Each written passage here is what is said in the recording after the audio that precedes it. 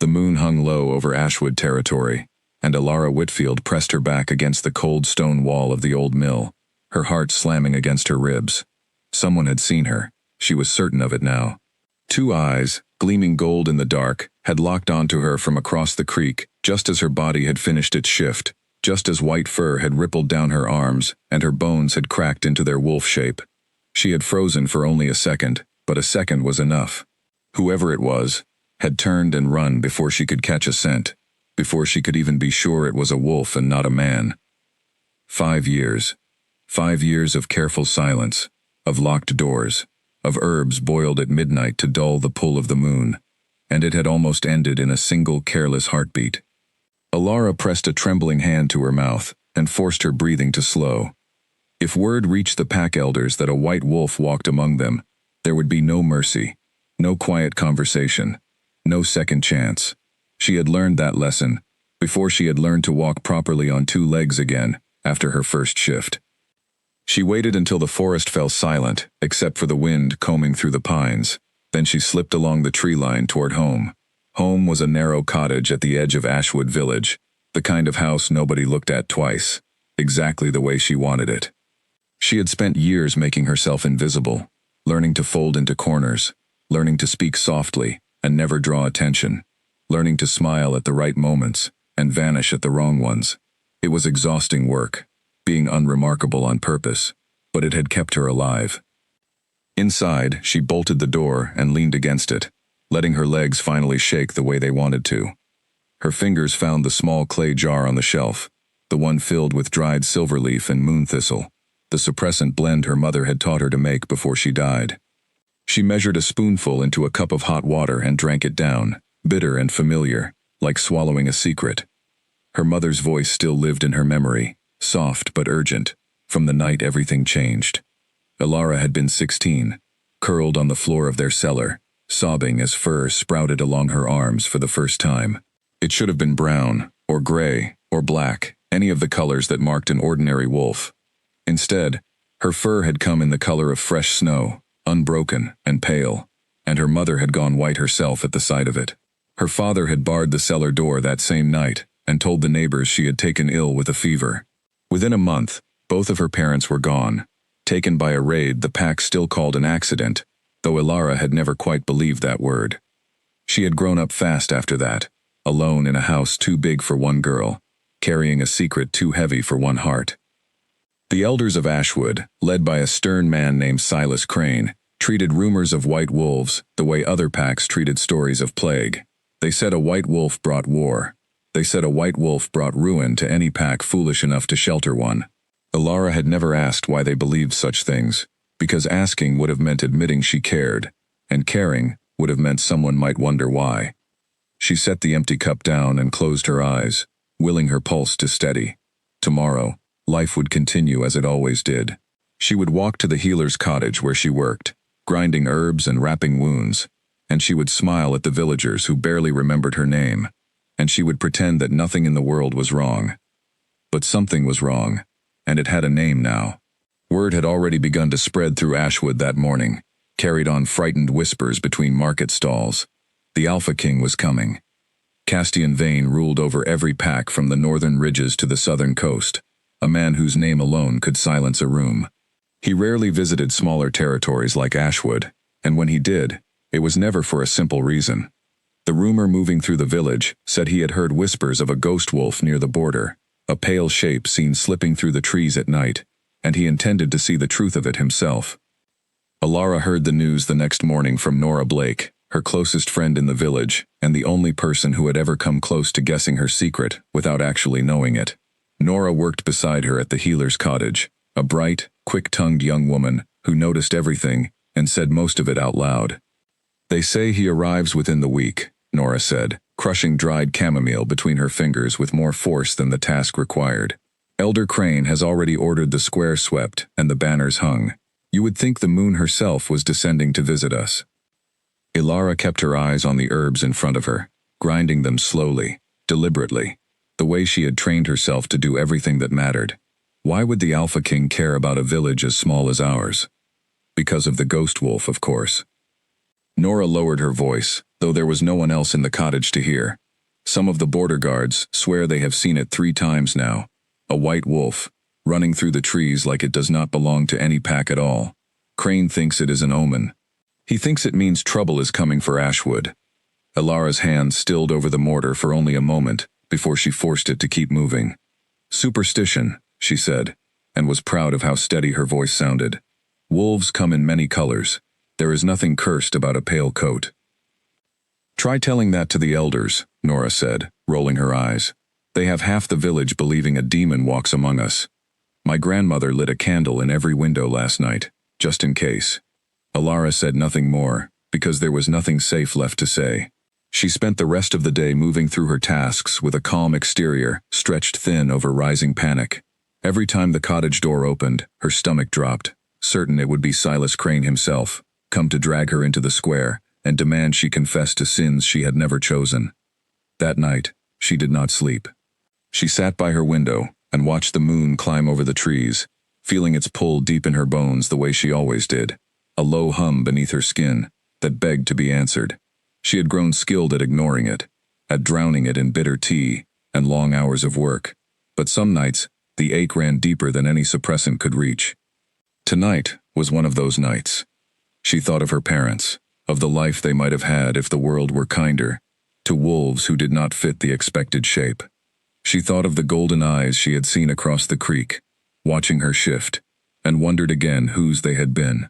A hunter, perhaps, a border guard, or perhaps only a frightened animal that had run before she could see clearly at all. She told herself it was nothing, that no one would connect a single sighting to a quiet healer's assistant who kept to herself and caused no trouble.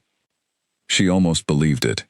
3 days later, the preparations for the Alpha King's arrival had transformed the village entirely. Banners in deep blue and silver hung from every post along the main road. Villagers scrubbed doorsteps that had not seen a proper cleaning in months. Children were warned, in hushed and serious tones, to behave themselves and stay out of sight unless called forward.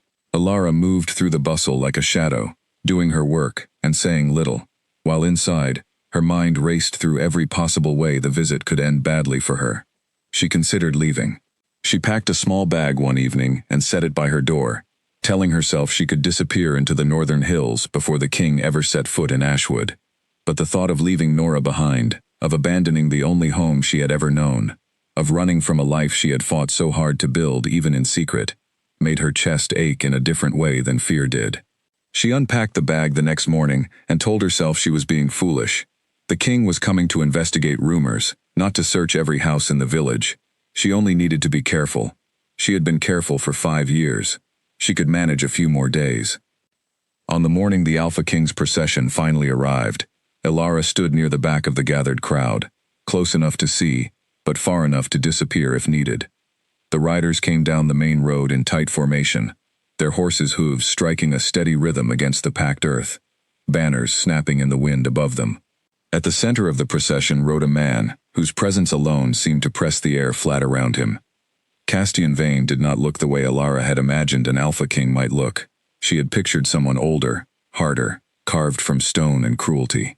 Instead, he looked youthful, though something ancient moved behind his eyes, something that had seen more seasons than his face suggested. His dark hair was cut close, his jaw set in an expression that was not unkind, but was undeniably alert, missing nothing. When his gaze swept briefly across the crowd, Elara felt it pass over her like a current of cold water, and she had to remind herself to breathe. Elder Crane stepped forward to greet him with elaborate ceremony, bowing low and offering welcome, in a voice pitched for the whole square to hear. Castian dismounted with unhurried grace and accepted the greeting with a brief nod, his attention already drifting past the elder to study the gathered villagers, the buildings, the tree line beyond the square, as though searching for something no one else could see. "We are honored by your presence, Alpha King," Crane said. "Ashwood stands ready to answer any questions you bring." "I have heard troubling reports," Castian said, his voice carrying easily across the square without needing to be raised. "A wolf, with a coat the color of untouched snow, moving through your borders at night. I intend to learn the truth of it before I leave." A murmur rippled through the crowd, uneasy and quick. Elara kept her eyes fixed on the ground, her pulse hammering so loudly She feared he might somehow hear it from across the square. She told herself again that this was only an investigation, that no one had any reason to suspect a quiet healer's assistant of anything at all. She told herself the golden eyes she had seen by the creek belonged to someone who would never think to connect that sighting to her. She told herself many things that day, and she almost believed every one of them. As the crowd began to disperse, and the Alpha King was led toward the Elders' Hall for formal discussions, Ilara turned to slip away unnoticed, eager to put distance between herself and the square, before her nerves betrayed her further. She had taken only a few steps when a voice, deep and even, spoke from close behind her. "You there. Wait." Her whole body went cold. She turned slowly, already composing the mask of calm she had worn for 5 years, and found herself looking directly into the eyes of the Alpha King himself. For one terrible moment, Ilara could not remember how to speak. Up close, the Alpha King's presence was even more overwhelming than it had seemed from a distance, a quiet authority that pressed against her senses like a physical weight. His eyes, a deep amber that seemed to catch the light strangely, studied her with an intensity that made her want to look away, and made it impossible to do so. "Forgive me," she said finally, forcing her voice into something steady and polite. "I did not mean to be in your path." "You are not in my path," Castian said. "I called you back, because I wanted to ask you something." Behind him, Elder Crane hovered with poorly hidden impatience, clearly eager to usher the king toward more important company than a village healer's assistant. Castian did not spare him a glance. "You work with herbs," Castian said, nodding toward the small satchel of dried plants still hanging from Ilara's shoulder, remnants of the morning's tasks she had not yet delivered. "I am told the healer here treats wounds from wolves, who cross too close to contested borders. Is that true?" "It is," Ilara said carefully. "Mostly minor injuries. Scrapes from thornwood, the occasional bite from territorial disputes among ordinary wolves. And have you treated anyone recently who came from the northern tree line? Near the creek?" Her stomach dropped, but she kept her expression carefully blank, the way she had practiced for years, in front of a small cracked mirror in her cellar, learning to hide everything that mattered behind an ordinary face. "No one that I recall," she said. "Most injuries this season have come from the eastern fields, where the harvest work is heaviest." Castian studied her for a long moment, long enough that she felt sweat gather at the back of her neck, despite the cool morning air. She could not tell what he was searching for in her expression, whether he suspected anything at all, or whether this was simply how an Alpha King questioned everyone he met, thorough and unwilling to leave any stone unturned. "There is something unusual about your scent," he said finally, quietly, as though the words were meant only for her. "I cannot place it. It is not unpleasant, only unfamiliar." Ilara's heart climbed into her throat. She had spent years masking her scent with strong herbs, layering the smell of crushed mint and dried lavender over whatever traces of her wolf might linger on her skin. She had assumed it was enough. She had never imagined she would stand this close to a man whose senses were sharper than any she had encountered before. "I work with strong herbs all day," she said, managing something close to a light laugh. "I imagine that leaves its mark on anyone." Something flickered behind his eyes, not quite suspicion, but something adjacent to it, a thoughtful curiosity that unsettled her far more than open accusation would have. Before he could say anything further, Elder Crane stepped forward, unable to contain himself any longer. "Alpha King, if I may, the Elders' Hall awaits your comfort after such a long ride. There will be time enough to question the villagers once you are properly settled." Castian held Ilara's gaze a moment longer, then inclined his head, a small, formal gesture. "We will speak again," he said, and it was not entirely clear whether he meant it as a promise or a warning. He turned and followed Crane toward the hall, his procession falling into step behind him, and Ilara stood rooted to the spot until the square had nearly emptied around her. She walked home in a daze, her thoughts spinning too fast to settle on any single fear. He had noticed something. Perhaps it was nothing more than a stray curiosity, the kind of passing observation that would fade from his mind within the hour, buried beneath the weight of formal meetings and border disputes he had actually come to address. Or perhaps it was the first thread in a knot that would eventually unravel everything she had spent 5 years trying to keep bound tight. That evening, Nora found her sitting on the front step of her cottage, staring at nothing in particular. "You look like you have seen a spirit," Nora said, settling down beside her. What happened? The Alpha King spoke to me, Elara admitted, because there was no version of the truth she could share, and this small piece felt safe enough to offer. He asked about injuries treated at the healer's cottage, nothing more. Nora's eyebrows rose. The Alpha King himself, speaking to you? Half the village would trade a season's harvest for that kind of attention. She bumped her shoulder against Elara's, grinning. Perhaps he found you as interesting as the rest of us find him frightening. It is not like that, Elara said quickly, though a strange warmth had settled beneath her ribs at the memory of his eyes, amber and searching, fixed so completely on her. She pushed the feeling aside. She had no room in her carefully built life for warmth toward the very man whose sharp senses had already come dangerously close to uncovering everything she had hidden. Elder Crane is holding a gathering tomorrow evening, Nora continued, her tone shifting toward something more serious. All villagers are expected to attend.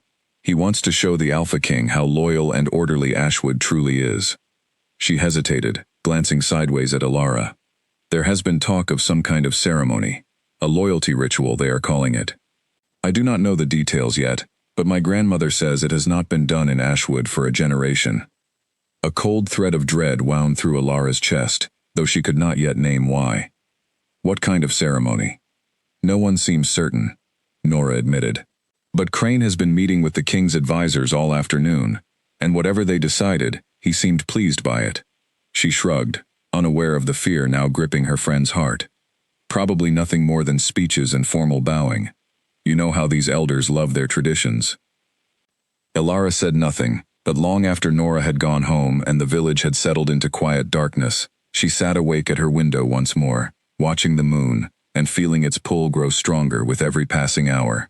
Somewhere beyond the tree line, golden eyes had watched her shift into a color the world called cursed.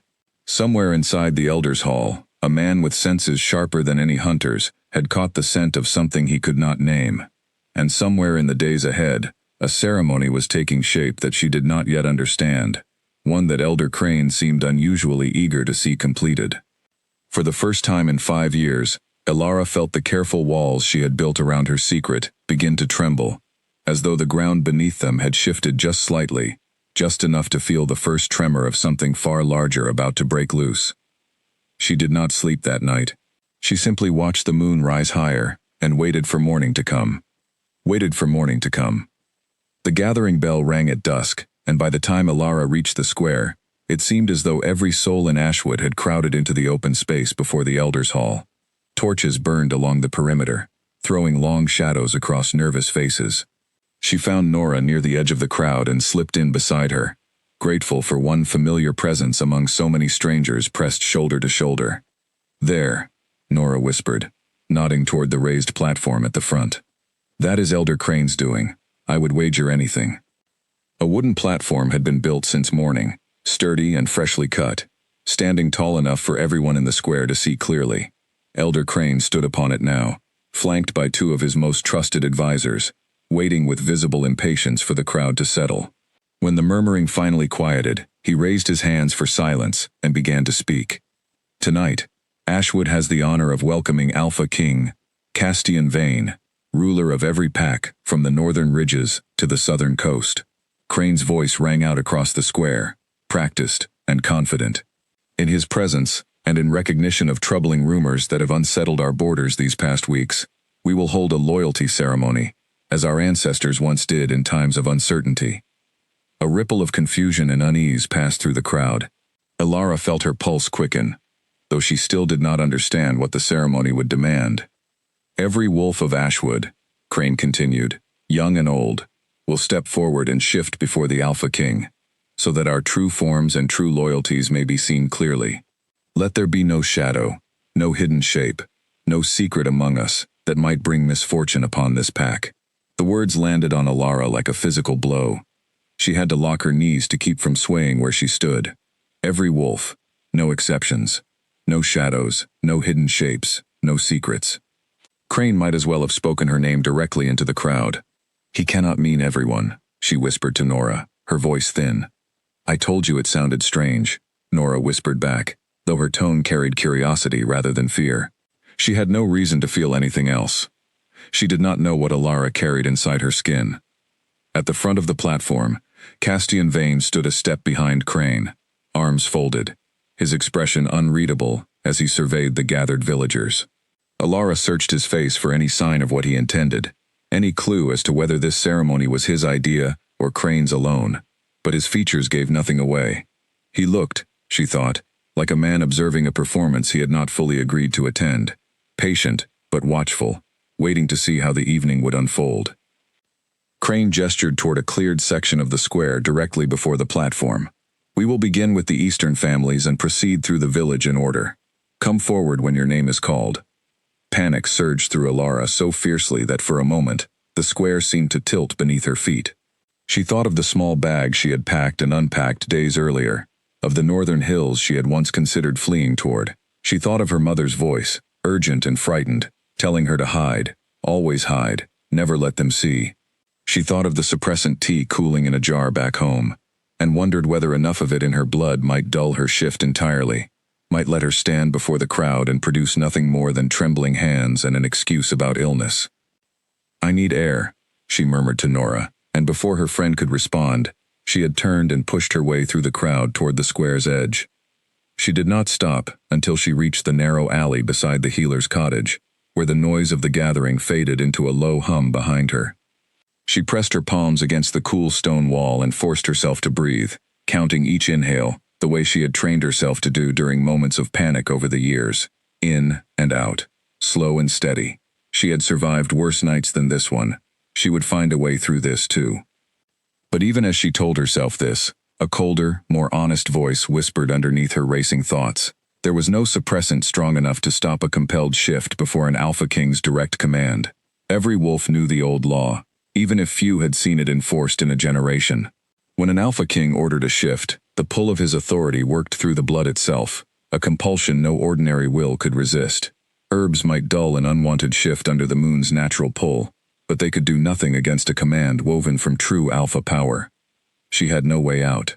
Not through hiding, not through illness, not through any excuse she could invent. If she stood in that square when her name was called, her body would obey the king's command whether she wished it to or not, and the world would see exactly what color fur grew beneath her skin. Footsteps sounded behind her, and she spun, half expecting Crane's advisors already come to fetch her. Instead, it was Nora, breathless from hurrying through the crowd. "There you are. I thought Crane's men might drag you back by the collar if you did not return soon." Nora studied her more closely, and her teasing expression faltered. "Alara, you look ill. Truly ill. What is wrong?" Alara opened her mouth, and for one dizzying moment, the truth hovered right there on her tongue. 5 years of silence straining against the walls she had built around it. She wanted, desperately, to tell someone, to let another person carry even a fraction of the weight she had carried alone for so long. But she thought of her parents, of the cellar door barred shut, of the quiet way the village had absorbed the news of their deaths without ever asking too many questions, and she swallowed the truth back down. "I am only nervous," she said instead. "Shifting before so many eyes, before the Alpha King himself, it unsettles me." Nora's expression softened with sympathy she did not fully understand the reason for. "Everyone feels that way tonight, I think. But it is only ceremony, Alara. A show of loyalty, nothing more. You have shifted 1,000 times before. This will be no different." If only that were true, Alara thought. But she nodded anyway, and allowed Nora to lead her back toward the square, because there was truly nowhere else left to go. Running now, in the middle of the gathering, would draw exactly the kind of attention she had spent 5 years avoiding. Her only hope, thin and fraying as it was, lay in finding some way to delay, some excuse to push her turn later and later until the ceremony ended for the night, or until some other crisis drew everyone's attention elsewhere. The names had already begun. Family by family, wolves stepped forward into the cleared space, shifted swiftly beneath the torchlight into their true forms, brown and gray and black and every shade between, and just as swiftly shifted back, dressed again by attendants waiting with cloaks at the platform's edge. Crane observed each transformation with sharp, assessing eyes, occasionally exchanging quiet words with the king, though Castian himself said little, watching the proceedings with the same patient stillness he had shown from the start. Alara stood near the back of the crowd, her thoughts racing through every possible delay she might invent. She could claim a wound that made shifting painful. She could claim illness, though illness rarely stopped a compelled shift, and would only draw more suspicious attention to her. She could try to lose herself in the crowd, until the ceremony's end, praying the night ran out before her name was called. The Eastern families finished their turns, and Crane moved on to the Central District, where Alara's own small cottage stood among a scattering of modest homes. Her stomach twisted painfully as she recognized the pattern of names being called, drawing steadily closer to her own street, her own family line, however small and orphaned it had become. "Blake family," Crane called, and Nora squeezed Alara's hand briefly, before stepping forward with her parents and younger brother. Alara watched her friend shift into a warm, ordinary brown, unremarkable and safe, and felt a pang of longing, so sharp it nearly stole her breath. What must it be like, she wondered, to shift without fear, to stand before any crowd, and know your true form would draw nothing but casual acceptance? Nora returned to her side moments later, cloaked and smiling, entirely unaware of the storm building in her friend's chest. "See," she whispered. "Nothing to fear." Alara managed a weak smile in return, though her eyes had drifted toward the platform, toward Castian Vane, who in that moment happened to be looking directly at her again, his expression thoughtful in a way that made her stomach drop all over again. Had he noticed her retreat earlier? Had he marked her absence and her return, filed it away alongside whatever unfamiliar scent had caught his attention that morning? She forced her gaze away, and stared instead at the packed earth beneath her feet, willing herself invisible, willing the ceremony to somehow skip past her entirely. But the names kept coming, drawing ever closer through the Central District, and she knew, with the sick certainty of someone watching an unavoidable storm approach, that within minutes, perhaps less, Crane's voice would call out the name she had spent 5 years trying to make forgettable. Whitfield, she thought, bracing herself. Alara Whitfield. The word hung unspoken in the torchlit air, waiting only for Crane's voice to give it life, and Alara stood frozen among the crowd, feeling the last of her careful, patient hiding crumble beneath the weight of a ceremony she could not escape, and a king whose gaze had already found her twice that day. "Marsh family," Crane called instead, and Alara's held breath released in a shaky rush as an elderly couple and their 2 grown sons stepped forward from just behind her. She had miscounted, or perhaps the order was not as strictly organized as she had assumed. Either way, she had a few more minutes, and she intended to use every second of them. She scanned the square desperately, searching for any opportunity, any shadow deep enough to slip into unnoticed. The platform stood too well lit, the crowd too tightly packed for easy movement, and Crane's advisors watched the gathered villagers with the careful attention of men counting heads against a list. Slipping away now would be noticed within moments. Her mind raced through half-formed plans, each one collapsing under its own impossibility. She could fake a fainting spell, but healers would rush to examine her, and a compelled shift could still be demanded once she recovered. She could claim a family emergency, but she had no family left to invent an emergency around, a fact the whole village likely knew well enough to see through instantly. She could beg Crane privately for an exemption, citing shame or fear, but Crane had never shown her particular kindness before, and tonight, with the Alpha King watching his every move, he would be even less inclined to bend his careful ceremony for one unremarkable young woman.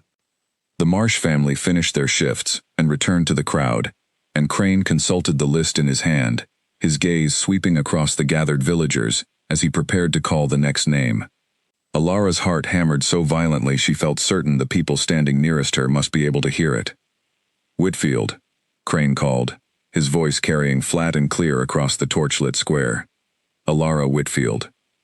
For one endless moment, she could not move. The crowd around her seemed to hold its breath collectively, waiting, and somewhere at the edge of her vision, she saw Nora turn toward her with an encouraging, oblivious smile, urging her forward without any understanding of what stepping into that cleared space truly meant. Her feet moved before her mind fully agreed to it, carrying her forward through the parting crowd toward the open ground before the platform. Every step felt like walking toward the edge of a cliff she could not see the bottom of.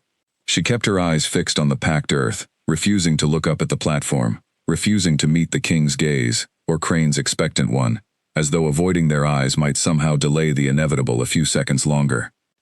When she finally reached the cleared space and stopped, Silence had fallen so completely across the square that she could hear the distant crackle of the torches and her own uneven breathing.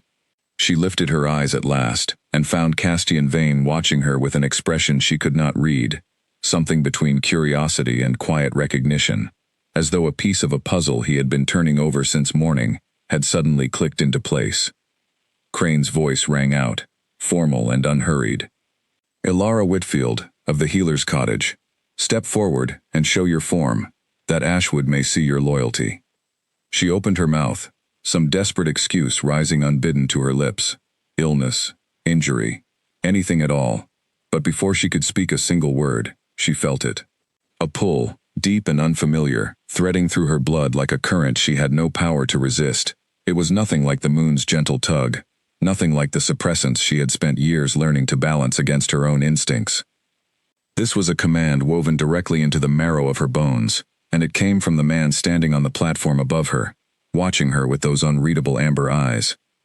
Castian had not spoken a single word aloud, but Ilara understood, with sudden, sickening clarity, that he had already given the order. Not through Crane's ceremony, not through village tradition, but through something far older and far more absolute, an Alpha King's compulsion settling over her like a hand closing around her throat. Her body began to change whether she willed it or not. Pain and relief tangled together as her bones began to shift, a sensation she knew intimately after 5 years of stolen midnight transformations, though never before, under so many watching eyes. Her spine curved, her fingers lengthened into paws, and fur rippled down her arms and across her back in a wave that felt both like surrender and like finally exhaling a breath held far too long. The fur came in white, pure, unbroken white, catching the torchlight and glowing faintly against the darkness of the square, exactly as it had every single time since that terrible night in her family's cellar 5 years ago. The silence broke into chaos. Gasps rippled outward through the crowd, like water disturbed by a stone. Someone screamed, a short, sharp sound quickly swallowed by a rising tide of frightened murmuring. Villagers who had stood shoulder to shoulder with Ilara for years, who had bought remedies from her steady hands and nodded to her politely in the market square, now recoiled as though she had transformed into something monstrous, rather than simply a different color of the same creature they all shared blood with. "A ghost wolf," someone hissed from the crowd. "It is true. She is the one from the border." "Cursed," another voice called, edged with panic, just as the old stories warned. Ilara stood frozen in her wolf form, every instinct screaming at her to run, to bolt into the darkness beyond the torchlight and never look back. But the same compulsion that had forced her shift now held her rooted in place, unable to move a single paw without permission she had not been given. She had never felt so exposed in her entire life, every white hair on her body visible to a crowd that had already decided, in the space of a single terrified breath, that she was something to fear, rather than someone to know. Elder Crane's face had gone pale, though something else moved beneath his shock, something that looked almost like satisfaction, quickly smoothed away before anyone could notice it clearly. "Seize her," he commanded, his voice cutting through the panic. "This creature has hidden among us for who knows how long. Who can say what misfortune she has already brought upon this pack?" 2 of Crane's advisors moved forward, reaching toward Ilara with grim determination, and terror flooded through her so completely that she nearly lost the fragile control she had maintained since the shift began. But before either man could lay a hand on her white fur, a single word rang out across the square, spoken without any visible effort, yet carrying enough weight to freeze every person present in place. "Stop." Castian Vane had not raised his voice, had barely raised it above the volume of ordinary speech, and yet the command landed with the force of thunder. Crane's advisors halted mid-step, their hands still outstretched, uncertain whether to continue or retreat. The Alpha King descended from the platform with slow, deliberate steps, his gaze fixed entirely on the white wolf standing exposed in the cleared space before him. "Alpha King," Crane began, his composure cracking at the edges. "Surely you understand the danger such a creature represents. The old stories are clear. A white wolf brings ruin to any pack that shelters her. We must act quickly, before..." "Before what?" Castian asked, and though his tone remained level, something sharp had entered it now, a warning coiled beneath calm words. before you have the chance to explain why you knew exactly what this ceremony would reveal." Crane's mouth opened and closed without producing a sound, and Alara, still trapped in her wolf form, felt a fresh wave of confusion cut through her fear. Had Crane known? Had this entire ceremony been designed from the start to expose her specifically, rather than to test the loyalty of the whole village as he had claimed? Castian crouched slowly before her, bringing himself to something closer to her eye level, and studied her with an intensity that made her want to shrink away, even as something deep and instinctual within her recognized the authority radiating from him, recognized it, and, strangely, did not flinch from it the way it had flinched from Crane's cold command. "I have heard the old stories too," Castian said, quiet enough now that only those closest could hear him clearly. "But I have also read histories that Elder Crane, it seems, has chosen to forget. White wolves are not curses, whatever superstition has taught this village to believe. They are something far older and far rarer than simple misfortune." He straightened and turned back toward the crowd, his voice rising once more to carry across the entire square. "Centuries ago, before the packs were divided as they are now, there existed a bloodline said to protect wolfkind in times of great danger. Their coats ran white, unlike any other wolf, and their presence was considered not a curse, but a sign that the old protections had not entirely faded from this world. I had believed that bloodline lost, ended generations ago, in wars fought long before any of us were born." He looked back down at Alara, and something in his expression had shifted, curiosity giving way to something closer to wonder, though tempered still by careful control. "It seems I was wrong." Murmurs swept through the crowd once more, though their tone had shifted, uncertainty replacing outright fear, though not entirely erasing it. Alara felt the compulsion holding her shift finally ease, and she allowed her body to return to its human form, grateful beyond words for the cloak someone, perhaps Nora, pressed hurriedly into her hands. She wrapped it around herself with trembling fingers, feeling every eye in the square still fixed upon her, though the nature of their attention had changed from the raw terror of moments before into something more complicated, curiosity tangled with lingering unease. "This is absurd," Crane said, though his voice had lost some of its earlier authority. "Old legends and forgotten histories mean nothing against generations of accepted wisdom. This village has always understood white wolves to bring misfortune, and I will not stand by while—" "You will stand by," Castian said, and this time there was no mistaking the steel beneath his words. "Because I am the Alpha King, and my word carries more weight in matters of pack law than any generation of accepted wisdom you care to invoke. If this woman's bloodline is what I believe it to be, then Ashwood has sheltered, however unknowingly, something precious rather than something dangerous. I will not permit her to be harmed while I determine the truth of it." Crane's jaw tightened, and for a moment, Alara thought he might argue further, but the weight of the king's authority, combined with the watching eyes of every villager present, proved too much even for his stubborn pride. He inclined his head stiffly, though his eyes, when they flicked briefly toward Alara, carried a coldness that promised this was far from finished between them. "As you command, Alpha King," Crane said, the words clipped and tight. Castian turned back to Alara, and though his expression had softened somewhat from the sharp authority he had shown Crane, it remained serious, assessing. "You will come with me," he said, "to the Elders' Hall, where we can speak more privately. There is much I need to understand, and I imagine there is much you have never had the chance to ask, given how long you have hidden this truth alone." Alara's mind reeled, still trying to catch up with how completely the evening had transformed around her. Only minutes ago she had stood frozen in terror, certain her exposure would end in violence or exile, and now the most powerful man in every pack territory was speaking to her not with suspicion, but with something that almost resembled protective interest. It felt too sudden, too fragile, to trust completely.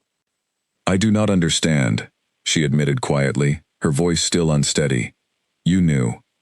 Before the ceremony began, before Crane called my name, you already suspected what I was." "I suspected something," Castian corrected gently. "Your scent, unfamiliar in a way I could not place when we spoke yesterday morning, reminded me of old texts I studied as a young man, descriptions of a bloodline scent unlike any ordinary wolf's. I could not be certain until I saw the truth of it myself." He paused, something almost apologetic crossing his features. I did not intend for you to be forced into revealing yourself in front of the entire village. Had I known Crane meant to use tonight's ceremony to expose you specifically, I would have found another way. Alara studied him carefully, searching for any sign of deception, any hint that his words were simply a more polished version of the same fear the rest of the village had shown. She found none, only a steady, unwavering sincerity that both reassured and unsettled her in equal measure. She had spent 5 years assuming that anyone who discovered her secret would react with horror or violence. She had never once imagined someone might react with curiosity, with something that looked almost like respect.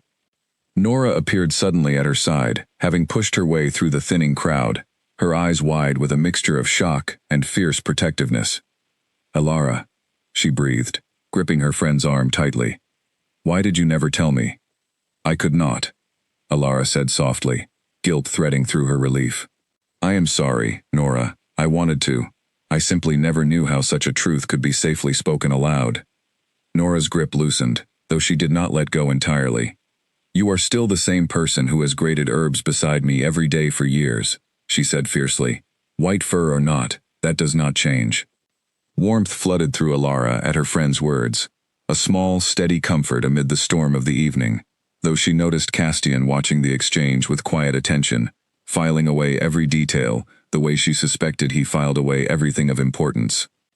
"We should speak privately," Castian said again, gently but firmly. "There will be time for reunions and explanations later, but the matters I need to discuss with you are not meant for open ears, not while Crane and others like him remain uncertain of what your bloodline truly means for Ashwood's future."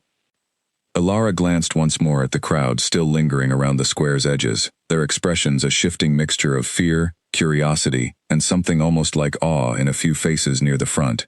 She thought of her parents, of the cellar door barred shut 5 years ago, of every sleepless night spent grinding suppressant herbs and rehearsing excuses in front of a cracked mirror.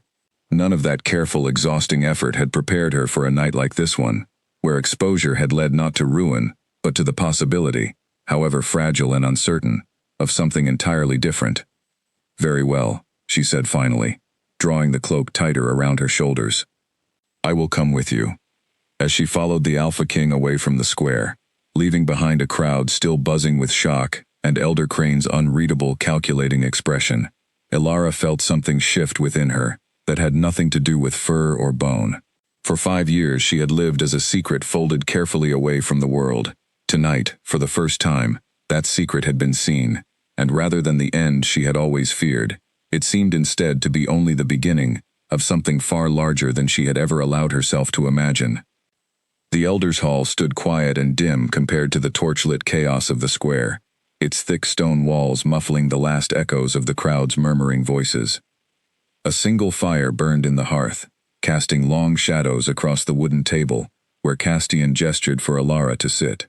She lowered herself into the chair carefully, still feeling the aftershocks of the compelled shift trembling faintly beneath her skin, still trying to make sense of how completely her world had turned over in the space of a single evening. Castian did not sit across from her immediately. Instead, he moved to the hearth and added another log to the fire, giving her a moment, she realized, to gather herself before the conversation began in earnest. It was a small kindness, but it did not go unnoticed. "You have questions," he said finally, turning to face her, the firelight catching the amber of his eyes and making them glow faintly in the dim room. "I imagine you have carried them for a very long time, with no one to ask." Alara's throat tightened unexpectedly. "I do not even know where to begin," she admitted. "For 5 years I believed my color meant only danger, that anyone who discovered it would want me dead, or driven from every territory I might try to call home. You speak of bloodlines and old protections as though my fur means something entirely different from what I was taught to fear." "What were you taught, exactly?" Castian asked, settling into the chair across from her now, his posture relaxed, but his attention absolute. "That white wolves bring war," Alara said, "that we are omens of ruin, cursed by whatever force decides such things. My parents hid me the moment they saw my first shift. They died shortly after, in what the pack called an accident, though I have never been certain that word told the whole truth." Her voice wavered slightly on the last words, old grief resurfacing alongside the fresh chaos of the night. Something flickered across Castian's face, sympathy mixed with a sharper, more focused attention. An accident, he repeated slowly. Tell me more of what you remember about it. Alara hesitated, unused to speaking of her parents' deaths aloud, having buried the details deep alongside her own careful silence over the years. But something about the quiet steadiness of Castian's attention, the way he seemed to weigh every word she offered as though it mattered, loosened something in her chest that had been clenched shut for a very long time. There was a raid, she said slowly. Border wolves, they said, crossing from contested territory. My parents were caught outside the village walls at night, not long after they had barred me in the cellar to hide my shift from prying eyes. The pack buried them within the week and moved on quickly, as though eager to close the matter before too many questions could be asked. Castian's expression had grown increasingly still as she spoke, a stillness that suggested careful thought rather than boredom. Was Elder Crane pack leader at that time as well? He was, Alara said, frowning slightly at the direction of his question. Why do you ask?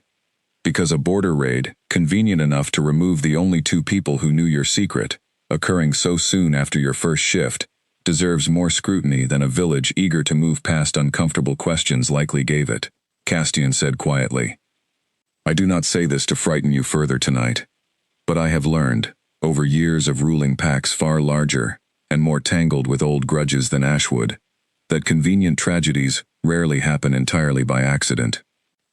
Alara's breath caught, old grief twisting suddenly into something colder, sharper, a suspicion she had never allowed herself to fully consider before this moment.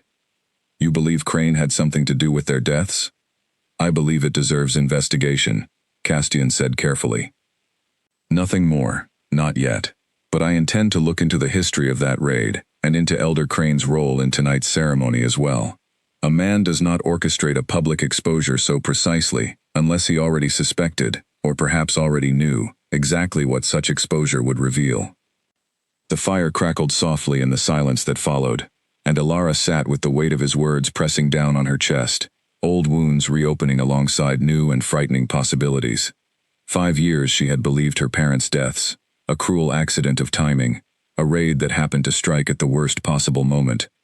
The thought that someone, perhaps Crane himself, might have arranged their deaths deliberately, to silence the only two people who could protect or explain her secret, was almost too much to absorb on a night already overflowing with revelation. What happens now? She asked finally, her voice smaller than she intended. Castian regarded her for a long moment before answering. Now, you are under my protection, he said. Whatever your bloodline truly means, whatever history connects it to the old protections I studied as a young man, I will not allow you to face Crane's suspicions, or the village's fear alone. You will remain safe, while I determine the full truth of what happened to your parents, and what your bloodline means for the future of every pack under my rule. Alara studied him carefully, still searching for the deception she had trained herself to expect from anyone who learned her secret, and still finding none. Only steady, unwavering resolve, and beneath it, something warmer, she did not yet have a name for. Thank you, she said softly, the words feeling inadequate against the enormity of everything that had shifted tonight, but true nonetheless. Outside the hall, the square had begun to empty as villagers drifted home, carrying with them a story that would spread through Ashwood by morning far faster than any messenger could travel. Somewhere among the departing crowd, Elder Crane walked with his advisors, his expression carefully composed once more, though his mind, Alara suspected, was already turning toward whatever plans tonight's unexpected revelation had disrupted. She did not yet know how deep his opposition ran, or what lengths he might go to in order to protect whatever secret of his own tonight's ceremony had nearly, accidentally, begun to expose. But for the first time in 5 years, she was not facing that uncertainty entirely alone. Sleep did not come easily that night, even in the small guest chamber within the Elders' Hall that Castian had insisted she use rather than return to her cottage alone. Alara lay staring at the ceiling, her mind replaying every moment of the evening in restless loops. The shift, the gasps of the crowd, Castian's steady voice cutting through Crane's demand to seize her.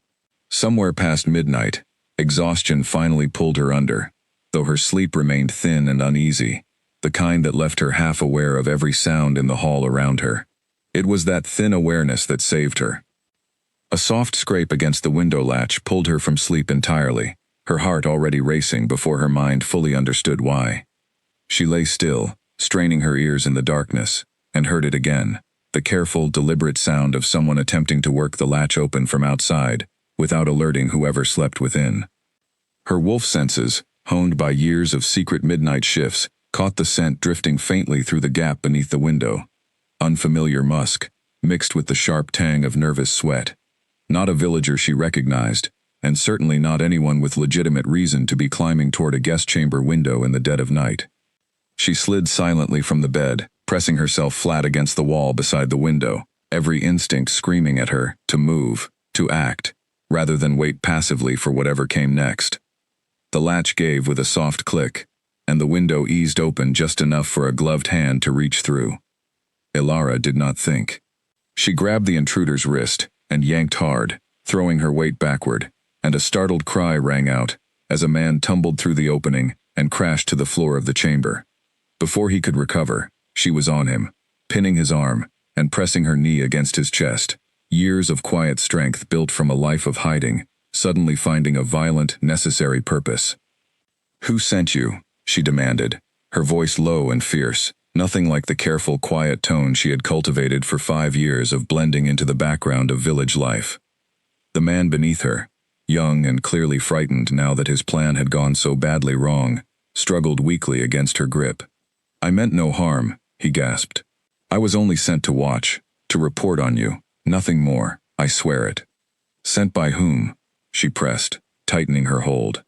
Before he could answer, the chamber door burst open, and Castian filled the doorway, already fully alert, despite the late hour, his eyes taking in the scene with lightning assessment.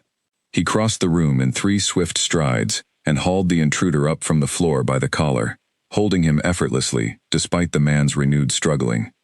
"Speak," Castian commanded, and the same weight of authority that had silenced an entire square earlier that night pressed down on the trembling man now.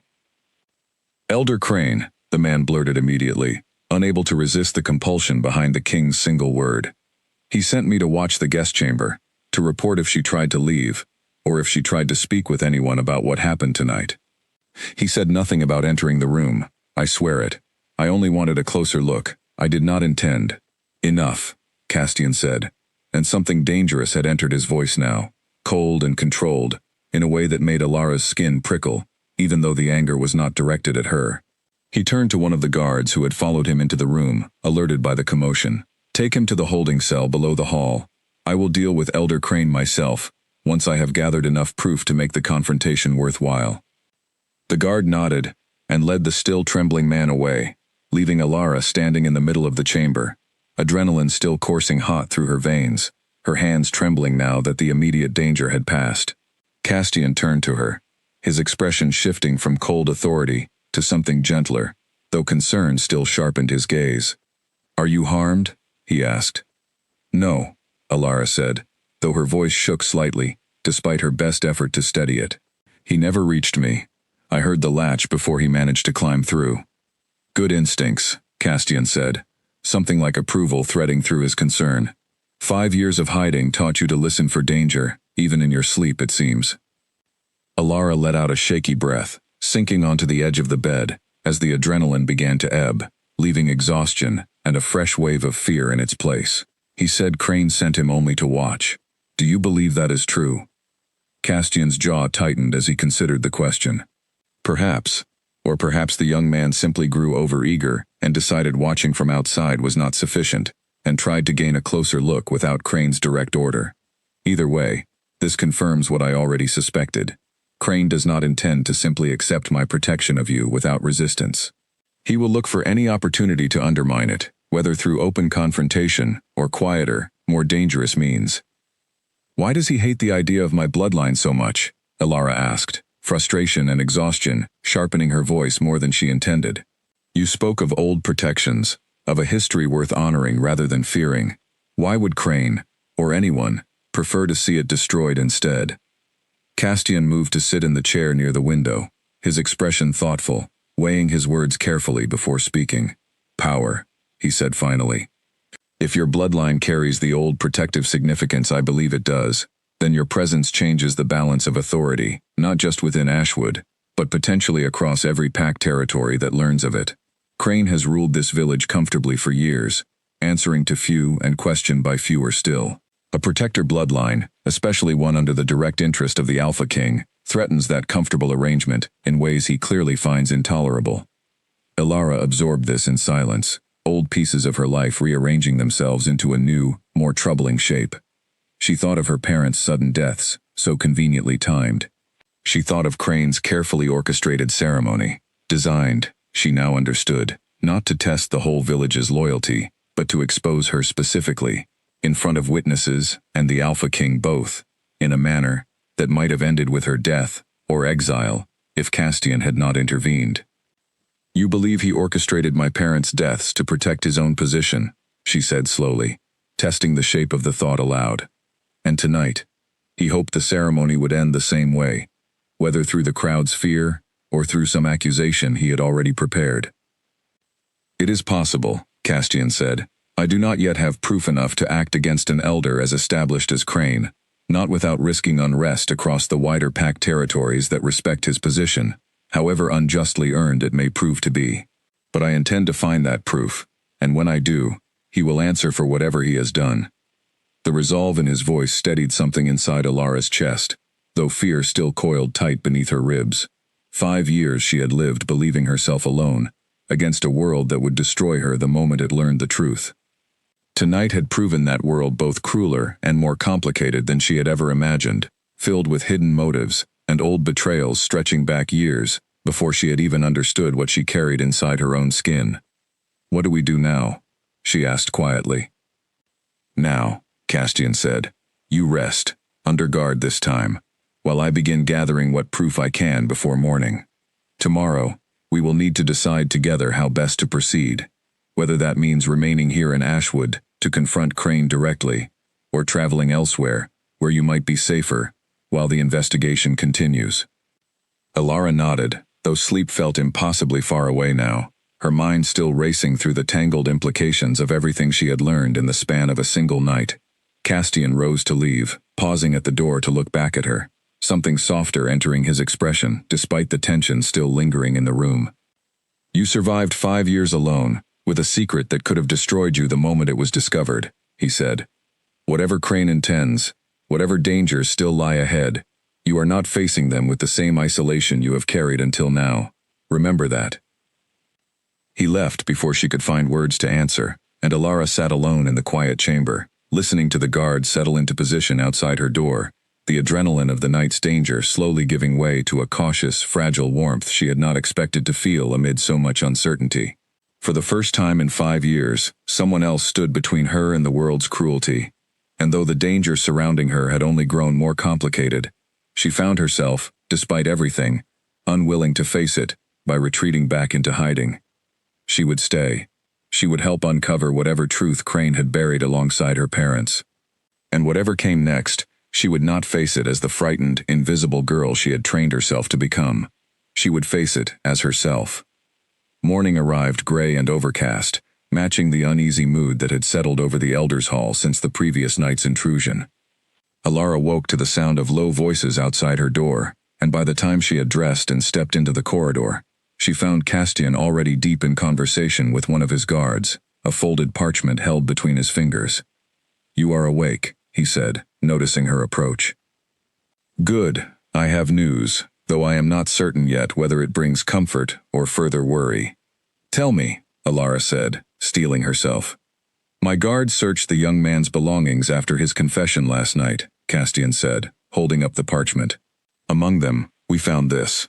A note, unsigned, but written in a hand my scribe believes matches records kept by Elder Crane's own household. It instructs the bearer to watch you closely, and report any attempt to leave Ashwood, or speak privately with me, about matters concerning your parents." Ilara took the parchment carefully, studying the neat, cramped handwriting, though she had no way to verify its origin herself. "This proves he ordered someone to watch me. It does not prove he had anything to do with my parents' deaths." "No," Castian agreed. "But it is a thread, and threads, followed carefully enough, tend to lead somewhere. I intend to send word to the neighboring territories to search whatever records exist of the border raid that killed your parents.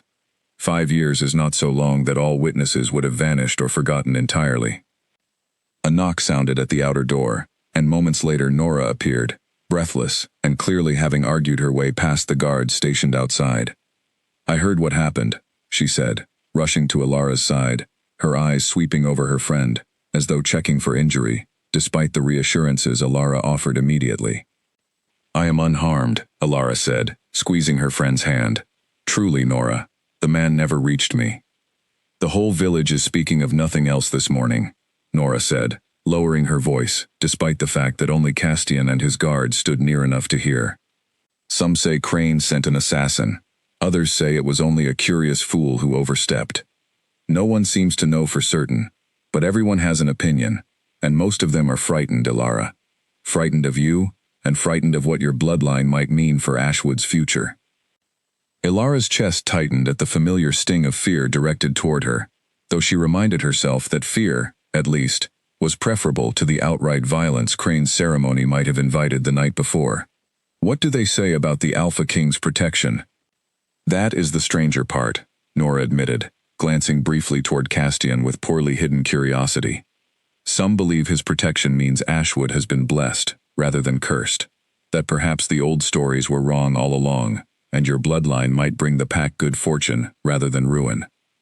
Others believe Crane's version still, that you remain dangerous regardless of what the Alpha King claims to know. And what do you believe? Ilara asked quietly. Nora's expression softened immediately, any hesitation vanishing. I believe you are still the same friend who sat beside me every day at the healer's cottage, patient with every frightened patient, and generous with every remedy, regardless of what color your fur happens to be. The rest, I will let the elders and kings argue about. Warmth spread through Ilara's chest at her friend's unwavering loyalty, a small, steady anchor amid the swirling uncertainty of the past day. She glanced toward Castian, who had been listening quietly, and found him watching the exchange with an expression she could not entirely place, something thoughtful and perhaps faintly wistful, as though the easy loyalty between the two friends touched something he did not often witness in his own position of power. We should discuss what happens next, Castian said finally, turning his attention back to practical matters. I have sent riders this morning to gather what records exist of the border raid 5 years ago.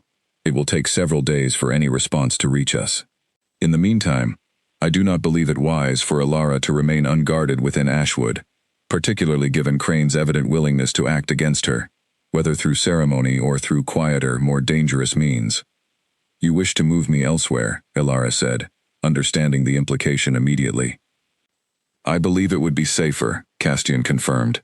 There is a stronghold 2 days' ride from here, within territory I control directly, where Crane's influence carries no weight, and his agents would find it far more difficult to reach you. I do not ask this lightly, knowing how much you have already sacrificed in staying hidden here for 5 years. But I would rather see you safe and frustrated by distance, than remain here and risk another attempt like last night's, one that might succeed where this one failed.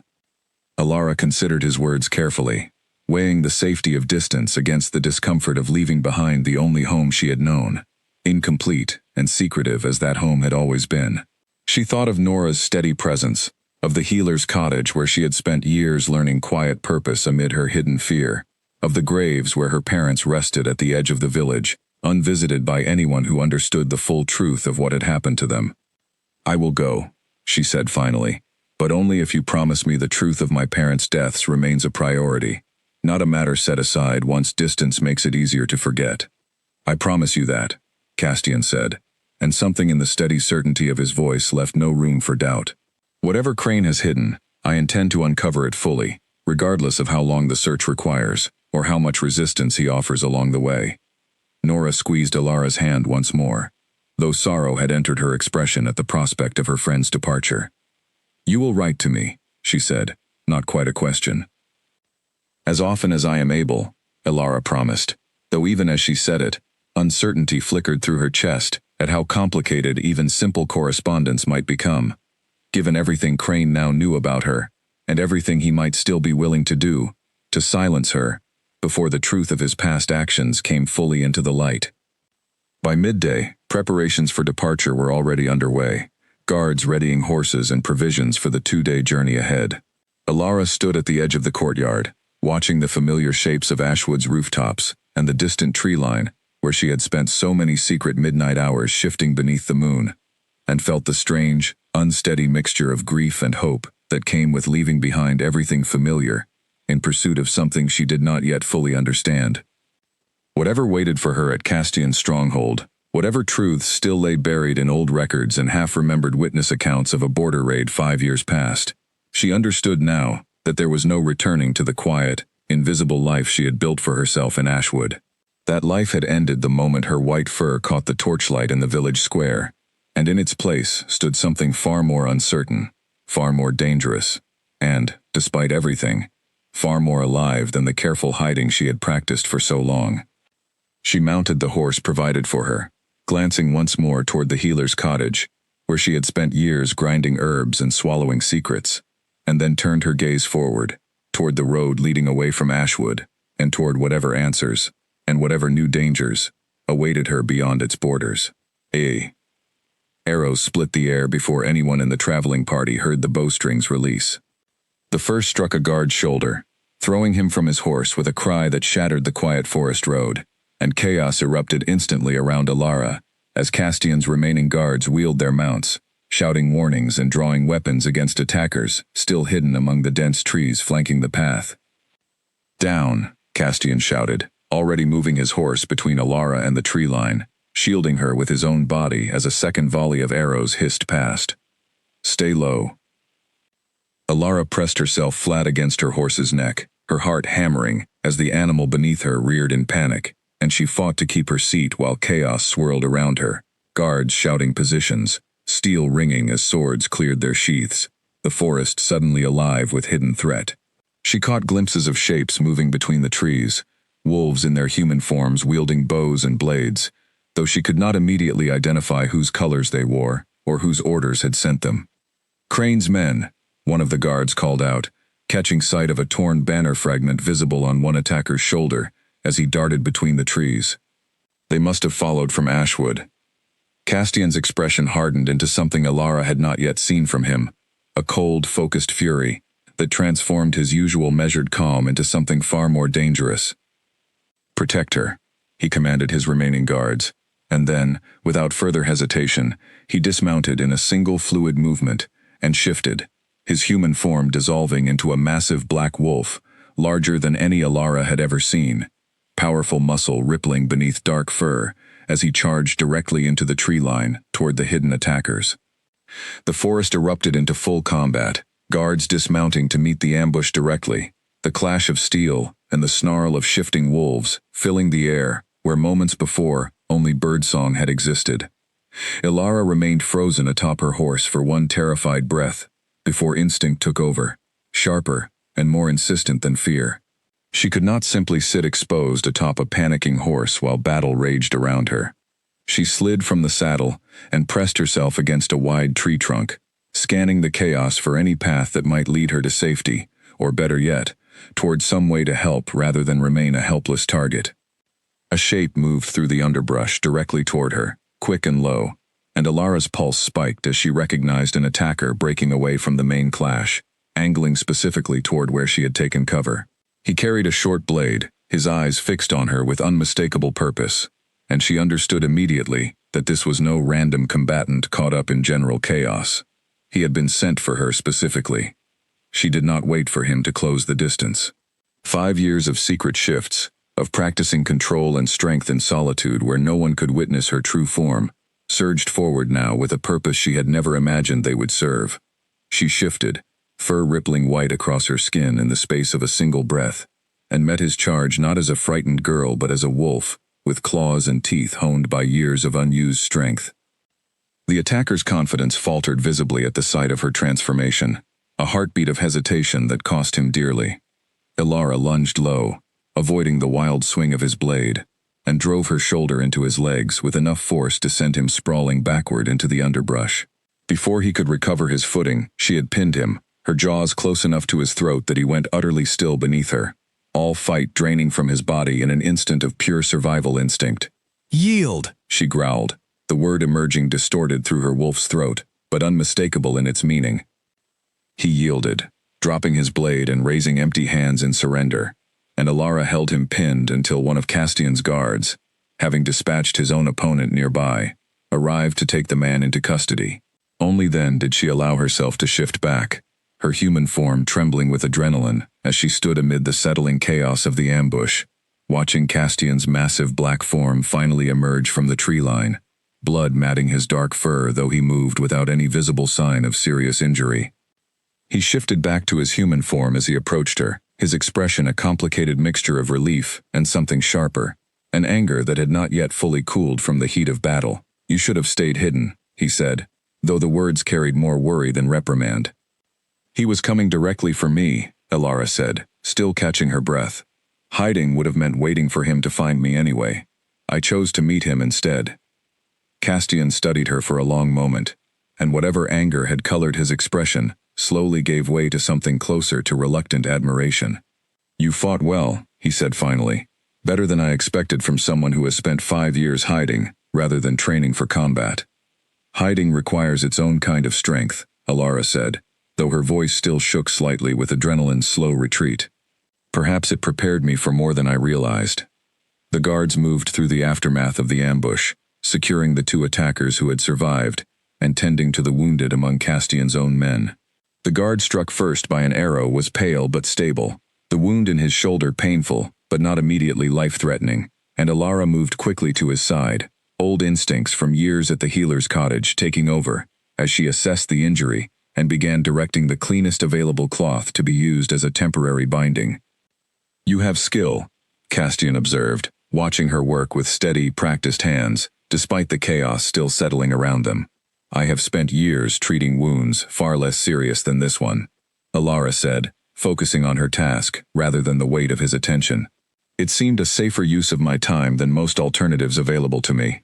Once the wounded guard had been stabilized, and the 2 captured attackers bound securely, Castian ordered the party to press forward, rather than remain exposed on the open road any longer than necessary.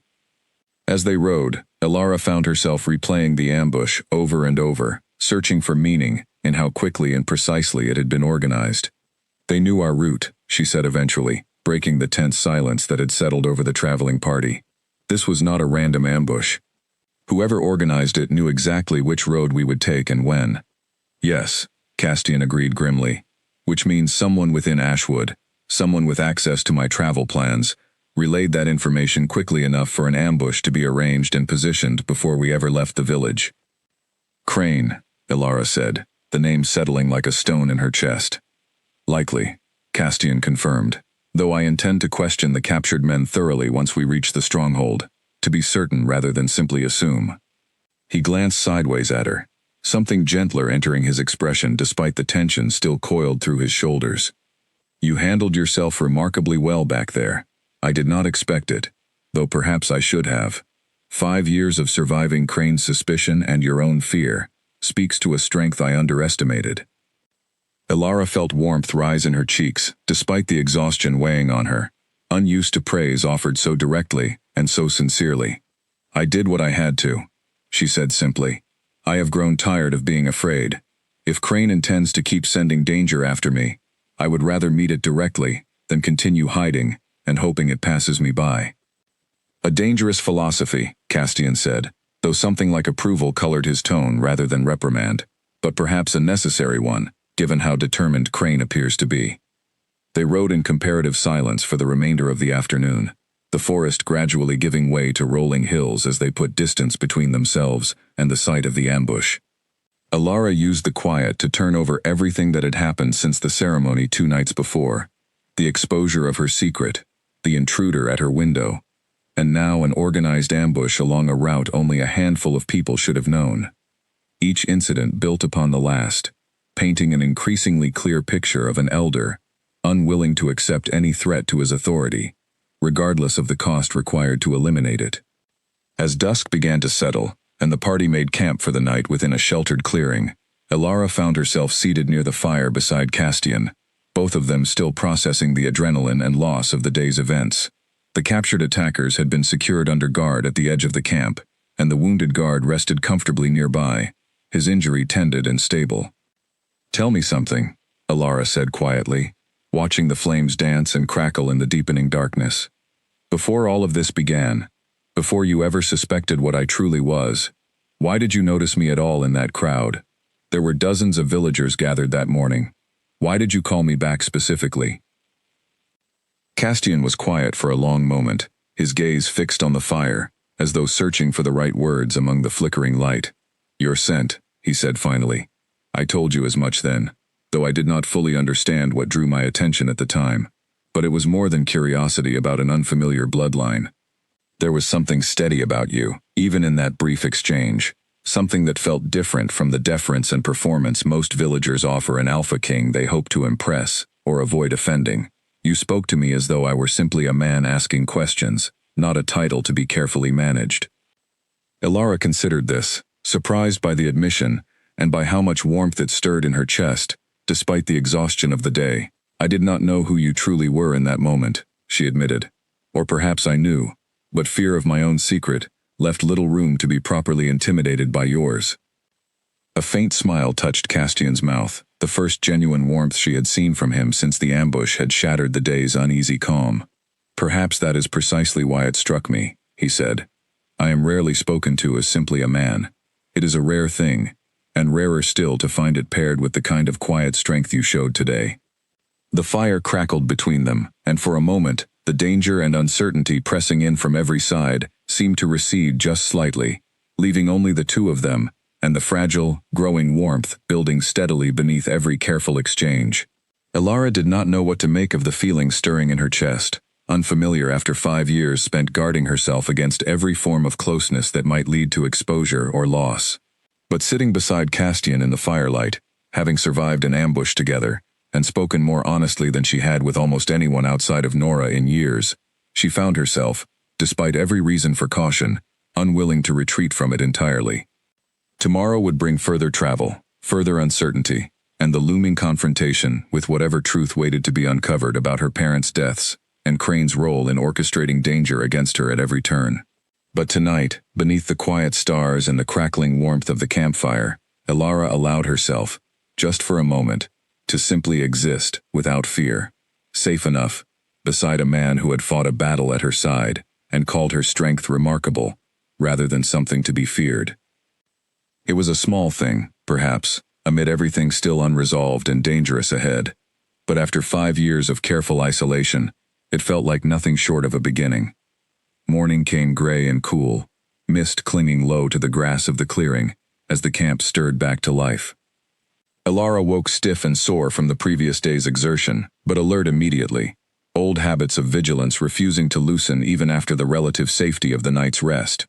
She found Castian already awake, standing near the 2 captured attackers, his arms folded and his expression carved from patient, unhurried authority. I want to hear it directly from them, Alara said, approaching before he could object. If they know something about Crane's involvement, about my parents, I want to hear it myself, not secondhand. Castian studied her for a moment, then nodded, stepping aside to allow her closer to where the 2 bound men sat against a fallen log, their expressions a mixture of exhaustion and lingering fear from the previous day's failed ambush. Who sent you? Castian asked, his voice carrying the same quiet compulsion that had unraveled the intruder's confession 2 nights before. The older of the 2 men, his face weathered and his eyes darting nervously between Castian and Alara, answered first, the compulsion pulling truth from him, whether he wished to resist it or not. Elder Crane's second, a man named Bram Ashcroft. He gave the order, though he claimed it came directly from Crane himself. What were your instructions? Castian pressed. To stop the party before it reached your stronghold, the man admitted, his voice tight with reluctant honesty. Bram said the girl could not be allowed to reach territory under your direct protection, he said. Once she was beyond Crane's reach, certain matters could never be properly buried again. Ilara's chest tightened at the phrase, certain matters could never be properly buried again, the words landing with unmistakable weight. What matters? She asked, stepping closer, despite Castian's cautioning glance. What is Crane trying to keep buried? The younger attacker, silent until now, finally spoke, his voice barely above a whisper. I do not know the full truth of it, only rumors passed among Crane's most trusted men. Something about a debt owed to the border pack, paid 5 years ago with information rather than coin. Information about a family in Ashwood that had discovered something Crane wished kept hidden. Ilara's breath caught sharply, old grief and fresh suspicion colliding painfully in her chest. My parents, she said quietly, more to herself than to the men before her. He traded their lives, or the knowledge that led to their deaths, to settle some debt of his own. I cannot say for certain, the younger man said quickly, clearly unnerved by the raw grief now visible on her face. It is only rumor, passed in whispers among those Crane trusts leased with anything resembling proof. But the timing matches what you describe. 5 years passed, not long before the raid that took the healer's family. Castian's expression had gone hard and cold, a fury simmering beneath his controlled exterior, that Ilara recognized now as the same look he had worn charging into the tree line during the ambush. This is enough to warrant a formal investigation, he said. Bram Ashcroft will answer for his role in this, and Crane alongside him, once sufficient proof has been gathered to bring formal charges before the full Council of Elders. Ilara stood silently for a long moment, absorbing the confirmation of a suspicion she had carried since Castian first raised the possibility 2 nights before. Her parents had not died in a random border raid. They had died, or been allowed to die, because Crane had traded information about them to settle some debt of his own, a debt whose nature remained maddeningly unclear even now. I want to know the nature of that debt, she said finally, her voice steadier than she expected given the storm churning inside her chest. Whatever Crane owed, whatever information he traded, I want the full truth of it, not fragments and rumors passed secondhand through frightened men who admit they do not know for certain. We will find it, Castian promised, his voice quiet but absolute. I give you my word.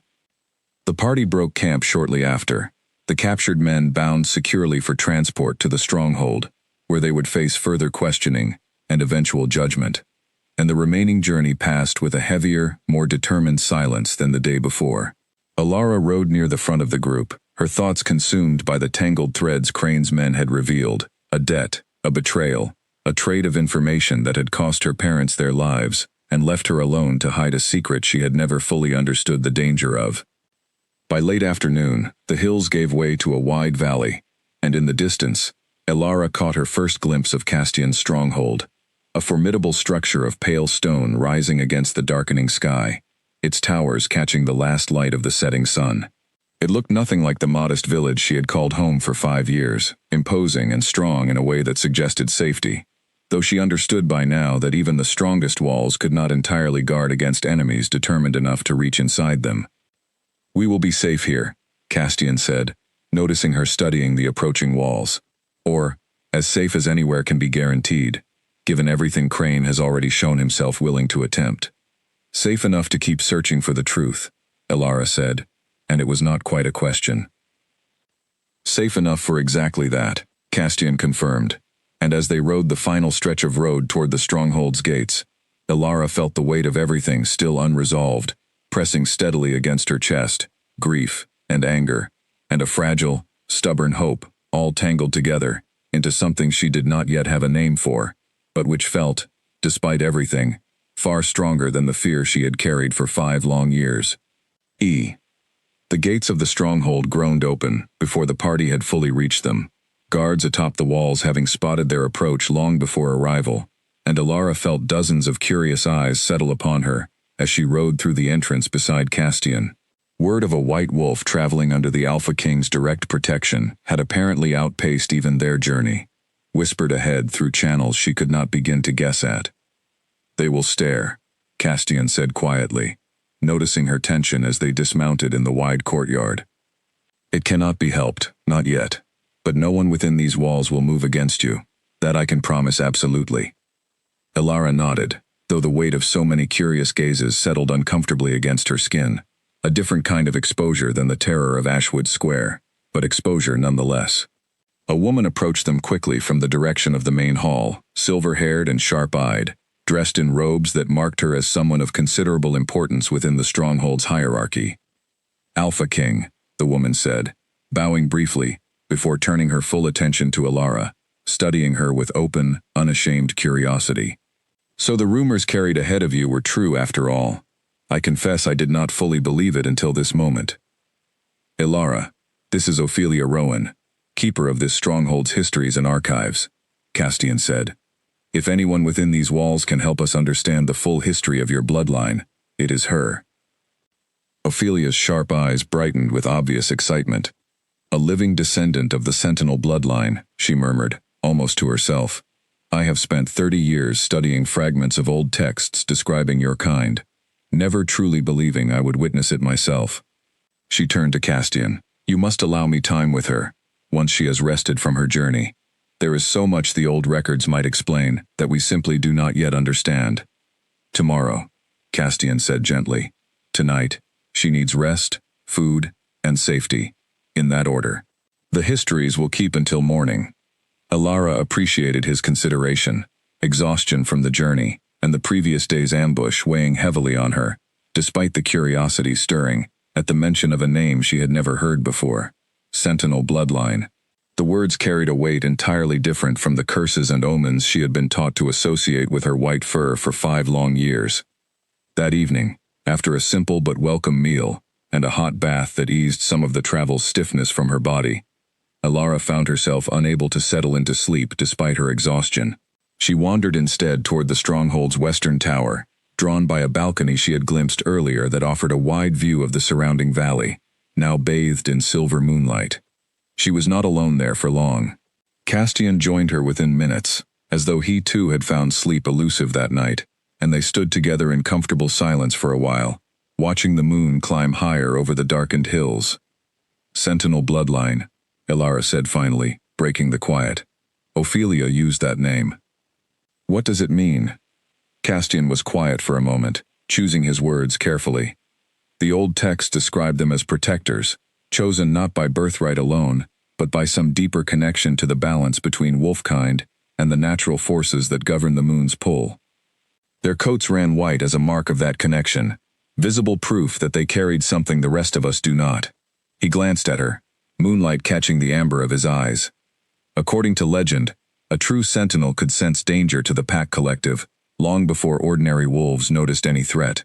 Some texts claim they could calm violence between rival packs simply by their presence, as though their very existence reminded warring wolves of an older loyalty that predated any territorial dispute. That sounds like a burden as much as a gift, Ilara said quietly, thinking of the weight such expectations might carry, layered atop everything she had already survived. Perhaps it is both, Castian admitted. The texts are old, fragmented, more legend than reliable history at this point. I do not know how much truth remains buried within them, or how much has been exaggerated or lost over generations of retelling. But I know this much is certain. Whatever your bloodline truly represents, it is not the curse Crane and the old village stories claimed it to be. Ilara absorbed this in silence, turning the unfamiliar weight of it over in her mind. 5 years she had believed herself something to be feared, hidden, ashamed of. The possibility that her white fur marked her instead as something valuable, something connected to old protections nearly lost to history, felt almost too large to hold steady in her chest. I do not know how to be what those old texts describe, she admitted finally, her voice smaller than she intended. I have spent 5 years learning only how to hide. I do not know how to be a protector of anything. No one expects you to become the full weight of old legend overnight, Castian said gently. You survived 5 years alone, carrying a secret that could have destroyed you at any moment, and you did so with more strength and grace than most wolves twice your age could manage. Whatever the old texts claim about sentinels, you have already proven yourself capable of far more than simple survival. I watched you fight beside my own guards during the ambush. I watched you tend a wounded man's injury with steady, practiced hands moments after facing down an armed attacker yourself. Whatever legend eventually proves true or false, that strength is entirely your own. Warmth spread through Ilara's chest at his words, gentler and more grounding than the grand weight of legend Ophelia's excitement had suggested. She glanced at him, finding his expression open and sincere in the moonlight. None of the careful authority he wore before crowds or councils, only quiet honesty. Thank you, she said softly, for believing there was more to me than what the old stories claimed, even before you had proof of it. I noticed your steadiness the very first moment we spoke, Castian said. Proof came later. The instinct came first. They stood together a while longer in comfortable silence, the moon climbing steadily higher, and Alara felt something settle within her chest that had nothing to do with exhaustion, something closer to the first fragile roots of belonging she had not allowed herself to feel since her parents' deaths 5 years before. She thought of Nora, far away in Ashwood, and of the healer's cottage where she had spent years grinding herbs and swallowing fear, and wondered whether that quiet, hidden life might one day give way entirely to something larger, something she was only beginning to understand the shape of. Ophelia mentioned old records describing your bloodline's history, she said eventually. Do you believe those records might also explain the debt Crane owed, the one his men mentioned during the ambush? Castian's expression sobered slightly, practical concerns returning alongside the gentler mood of the evening. Possibly, he said, if Crane traded information about a Sentinel bloodline discovery to settle some debt with the Border Pack, there may be older correspondence or records documenting that exchange, buried somewhere within territories connected to both parties. Tomorrow, once you have spoken with Ophelia about your own history, I intend to send further riders to investigate the Border Pack's own archives, to search for any record of a debt paid 5 years ago, in the currency of dangerous knowledge. Alara nodded, resolve steadying beneath the fragile warmth still lingering in her chest. Whatever legend her bloodline carried, whatever burden or gift it represented, she understood now with absolute clarity that she would not rest until the full truth of her parents' deaths had been uncovered, and Crane held accountable for whatever role he had played in trading their lives away to protect his own comfortable position. Tomorrow then, she said, turning back toward the stronghold's warm interior, Castian falling into step easily beside her, toward whatever truth still waits to be found. As they walked together through the quiet corridors toward their separate chambers, Alara found herself, for the first time in longer than she could clearly remember, looking forward to tomorrow, rather than dreading it, curious, rather than afraid, of what new truth the coming days might reveal about the family she had lost, and the strange, unexpected legacy she had carried, unknowing, within her own skin. Morning brought Ophelia to Alara's chamber, before the sun had fully cleared the eastern hills, an armful of ancient, careworn texts, balanced against her hip, and undisguised eagerness, lighting her sharp features. Forgive the early hour, she said, setting the text down carefully upon a small table near the window. But 30 years of waiting for a discovery like this has left me with very little patience for delay. Alara smiled despite herself, Ophelia's enthusiasm proving difficult to resist, even through the lingering fog of restless sleep. I am glad for the company, she admitted. I have questions enough to fill several mornings, I imagine. Ophelia settled into the chair across from her, opening the topmost text with careful, practiced hands. Let us begin with what the oldest records claim, she said. The Sentinel bloodline first appears in accounts nearly 4 centuries old, describing a time when the packs fought near constant war among themselves, territory disputes bleeding into generational grudges with no end in sight. The texts claim a single white wolf appeared during the worst of that conflict, moving between warring packs and somehow, through presence alone, beginning to calm the violence enough for lasting peace to eventually take root. A single wolf ended centuries of war simply by existing? Alara asked, skepticism coloring her voice despite her genuine curiosity. The texts are almost certainly exaggerated in places, Ophelia admitted readily. Legend grows taller with each retelling, and 4 centuries offers ample opportunity for exaggeration. But even accounting for embellishment, enough independent accounts describe similar events that I believe some core truth survives beneath the legend. White wolves appearing during times of crisis, calming violence, protecting vulnerable packs from destruction. Whether through some literal supernatural connection to the old forces governing wolfkind, or simply through the powerful symbolism their rare coloring carried among superstitious populations, desperate for any sign of hope, their presence appears to have genuinely changed outcomes throughout history. Alara turned this over carefully, thinking of the frightened crowd in Ashwood Square, of Crane's insistence that her coloring brought only ruin. Then why did the stories in my own village claim the opposite? Why did everyone I grew up around believe white wolves brought war, rather than peace? Ophelia's expression darkened slightly. That troubles me as well, she admitted. I have found scattered references suggesting that in more recent centuries, As pack structures solidified into the more rigid hierarchies we know today, certain leaders began deliberately spreading fear of sentinel bloodlines rather than reverence. A sentinel's presence, after all, carries authority that exists outside normal pack hierarchy, a kind of moral weight that ambitious leaders might find inconvenient to their own consolidated power. She glanced meaningfully toward the window, toward the distant direction of Ashwood beyond the hills. I suspect Elder Crane is not the first leader to find a sentinel's existence more threatening to his own position than reassuring to his people.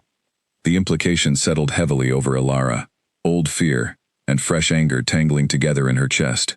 Generations of leaders, perhaps, deliberately twisting old truth into modern superstition, simply to protect their own comfortable authority from the moral weight a sentinel's presence might bring to bear. Her parents had died, and she had spent 5 years hiding in terror, because of fear that had been manufactured rather than earned. "Is there anything in these records," she asked slowly, "that might explain what a sentinel is meant to do, practically speaking, beyond simply existing as a symbol?" Ophelia flipped carefully through several more pages, her brow furrowed in concentration. The clearest accounts describe an ability to sense gathering danger before it fully manifests, a kind of instinct sharper than any ordinary wolf's, tuned specifically toward threats facing the wider pack community, rather than simple personal danger. Several texts also describe an unusual capacity to draw wolves from different territories together in moments of crisis, as though a sentinel's presence naturally invites cooperation rather than division. She looked up, meeting Alara's eyes directly.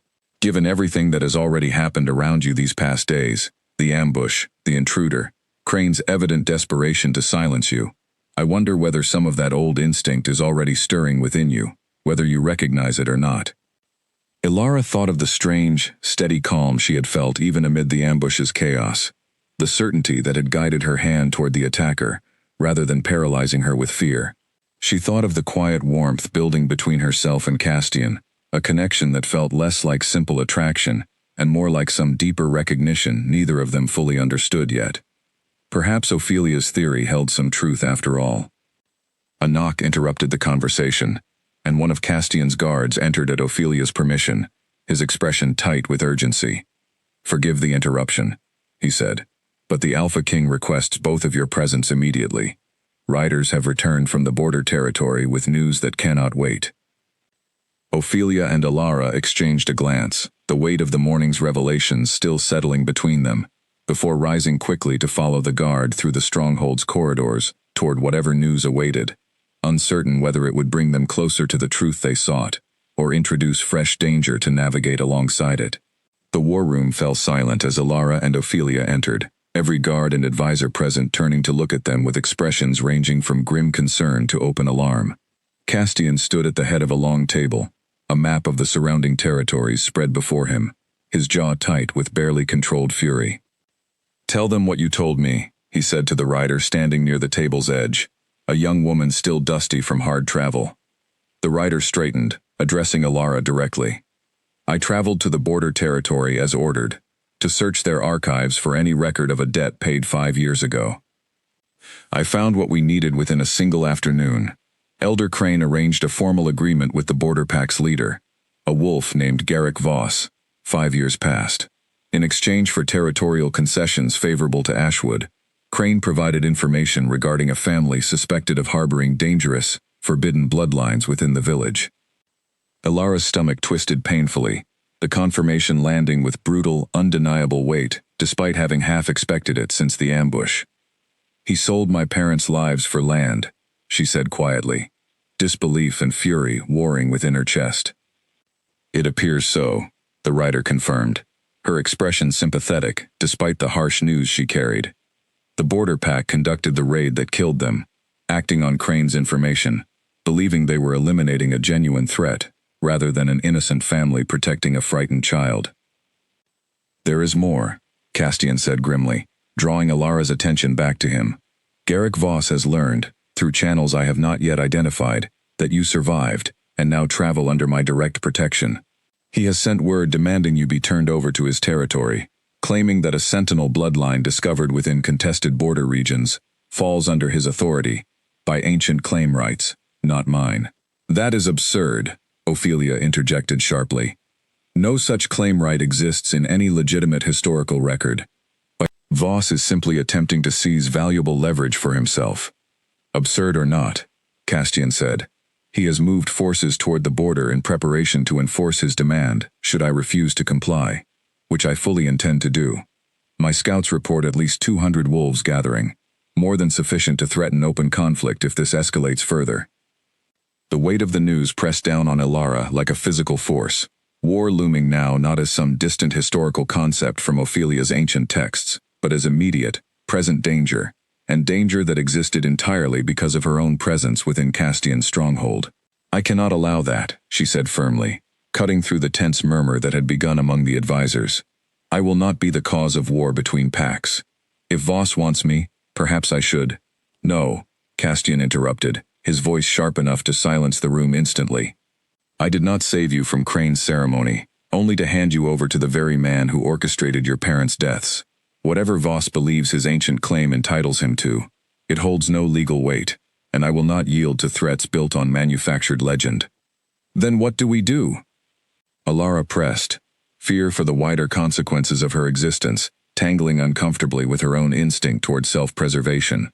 If he has already gathered forces, war may come regardless of what either of us decides. Castian's expression hardened with resolve. We prepare our own defenses, and I send envoys to negotiate before matters escalate to open conflict. Voss may be ambitious, but even he understands the cost of war against forces significantly larger than his own border territory can muster. I do not believe he genuinely wants war. I believe he wants leverage, and believes threatening one is the fastest path toward gaining it. The war room dissolved into rapid planning, advisors dispatched to coordinate defenses, riders sent bearing formal demands for Voss to withdraw his gathered forces, and through it all, Ilara stood at the edges, feeling increasingly like the immovable center of a storm she had never asked to create. Guilt gnawed at her chest, despite Castian's firm refusal to consider surrendering her to Voss's demands. That evening, after hours of tense preparation, Ilara found herself unable to remain idle within the safety of her chamber, while so much unfolded around her because of her own existence. She sought out Castian in his private study, finding him bent over correspondence by candlelight, exhaustion evident in the tight set of his shoulders despite his continued focus. I keep thinking there must be some way to end this without further bloodshed, she said, settling into the chair across from his desk. Perhaps if I spoke with Voss directly, explained that I want no part of his territorial claims, that I have no interest in becoming a symbol for either side to fight over. He would not listen, Castian said, setting down his quill and rubbing tiredly at his eyes. Voss does not want your cooperation, Ilara. He wants possession. Believing your presence within his territory would grant him the same legendary authority the old texts describe, authority he could then leverage against every neighboring pack, myself included. Reasoning with him directly would only confirm how valuable he believes you to be. Ilara absorbed this, frustration and helplessness tightening painfully in her chest. Then I have brought war to your door simply by existing, she said quietly. Everything you have built here, every piece you have maintained across these territories, threatened, because Crane traded my parents' lives for land, and now Voss wants to trade my life for power. You did not bring this war, Castian said firmly, rising from his desk to kneel beside her chair, bringing himself to her eye level, with a directness that stole the breath from her lungs. Crane's greed, and Voss's ambition, brought this war. You are not responsible for the choices of men who valued power over the lives of an innocent family 5 years ago, or over your own safety now. It does not feel that way, Ilara admitted, old grief mixing painfully with fresh guilt. It feels as though every step forward, every truth uncovered, only brings more danger crashing down around everyone who tries to help me. Castian reached out, gently taking her hand in both of his, and Ilara found herself unable to pull away from the warmth and steadiness of his touch, despite the storm of guilt still churning within her chest. Listen to me, he said, his voice low and certain. I have ruled these territories for years, navigating disputes and threats far older than the ambition Voss now displays. I do not fear him, and I will not allow his greed to determine your fate, or mine. Whatever comes, we will face it together, not because you owe some debt for the danger drawn toward you, but because I choose to stand beside you, fully, and without hesitation." The sincerity in his voice, the steady warmth of his hands around hers, loosened something tight and frightened deep within Alara's chest, a knot she had carried since childhood finally beginning, however slightly, to ease. She looked up and found his amber eyes fixed on her with an intensity that carried none of the careful political calculation she had grown accustomed to seeing from powerful men, only raw, unguarded honesty. "Why do you fight so hard for me?" she asked softly. "You barely knew me a week ago. I am a stranger who has brought nothing but danger and complication into your carefully governed territories." "You are not a stranger," Castian said quietly. "Not anymore. And as for why I fight for you," he paused, something vulnerable crossing his usually guarded features. "Perhaps because in you, I recognize the same quiet strength I have spent years cultivating within myself, the kind built not from comfortable privilege, but from surviving what should have broken you entirely. I do not offer my protection lightly, Alara. I offer it because I believe, fully, that you are worth protecting, and worth standing beside, regardless of what old legends or ambitious rivals claim you represent." The moment stretched between them, charged and fragile, and Alara felt the careful walls she had built around her heart, walls constructed alongside every other defense she had spent 5 years perfecting, begin to tremble in a way that had nothing to do with fear. Before either of them could speak further, a sharp knock interrupted the moment, and Castian rose reluctantly to answer it, his expression shifting immediately back toward guarded alertness, as a guard's urgent voice carried through the door. "Alpha King, forgive the intrusion, but scouts report movement along the border. Voss's forces have begun advancing rather than waiting for your envoy's response." The fragile warmth of the moment shattered instantly beneath the weight of returning crisis, and Castian's expression hardened back into the focused authority Alara had first witnessed in Ashwood Square. "Gather the council immediately," he ordered, "and send word to every stronghold within riding distance. If Voss intends to force this conflict, despite formal warning, we will not be caught unprepared." Alara rose as well, her earlier guilt hardening now into something closer to fierce determination. Whatever legend her bloodline carried, whatever old protective instinct Ophelia believed might be stirring within her, she refused to remain a passive prize, fought over by ambitious men, who valued power more than the lives entangled in their schemes. If Voss intended to bring war to Castian's door because of her existence, then she would stand at that door as well, not as a helpless cause for conflict, but as someone with agency enough to shape however that conflict ultimately resolved.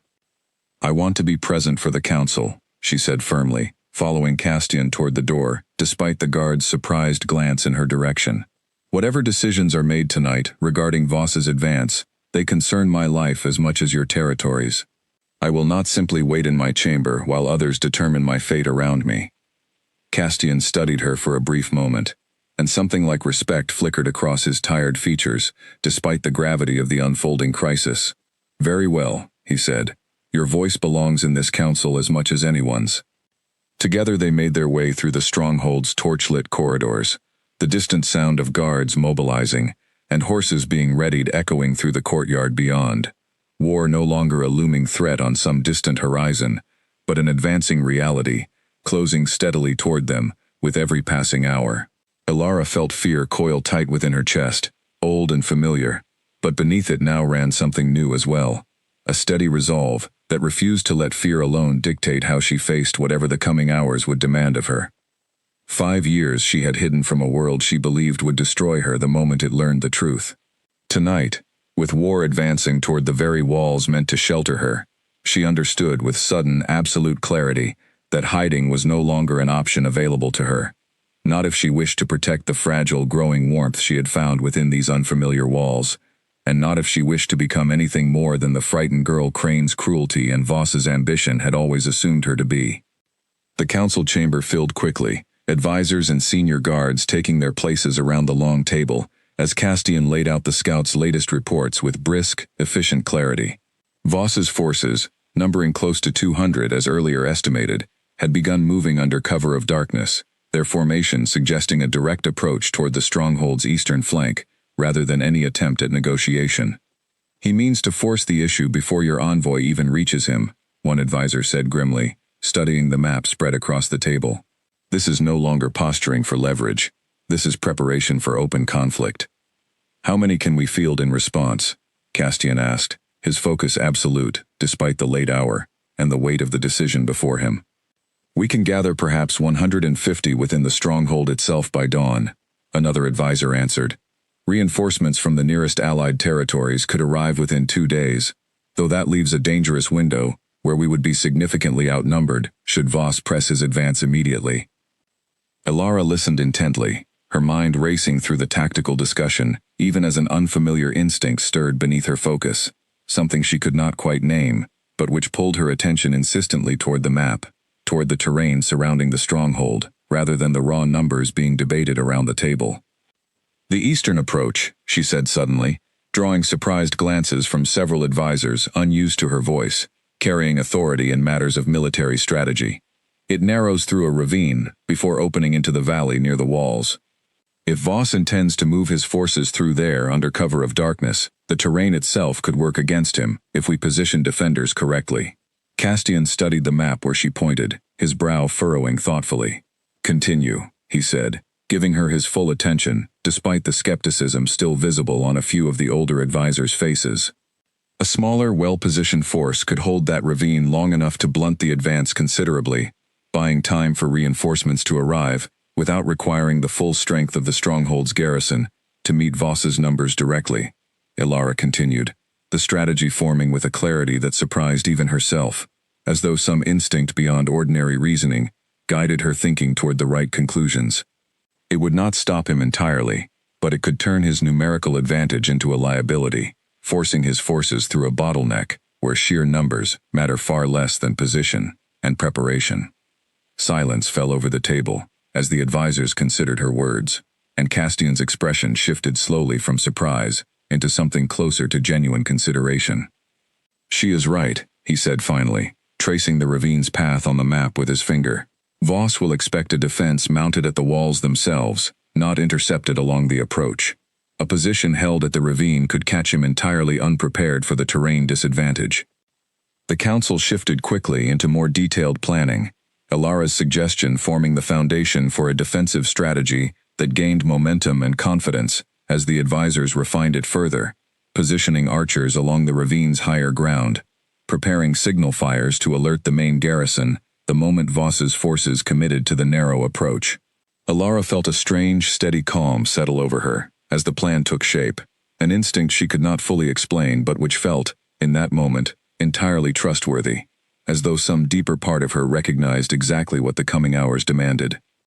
By the time the council finally dispersed to begin final preparations, the eastern sky had begun to lighten faintly with the first hints of approaching dawn, and word arrived moments later, confirming what everyone in the room had quietly feared.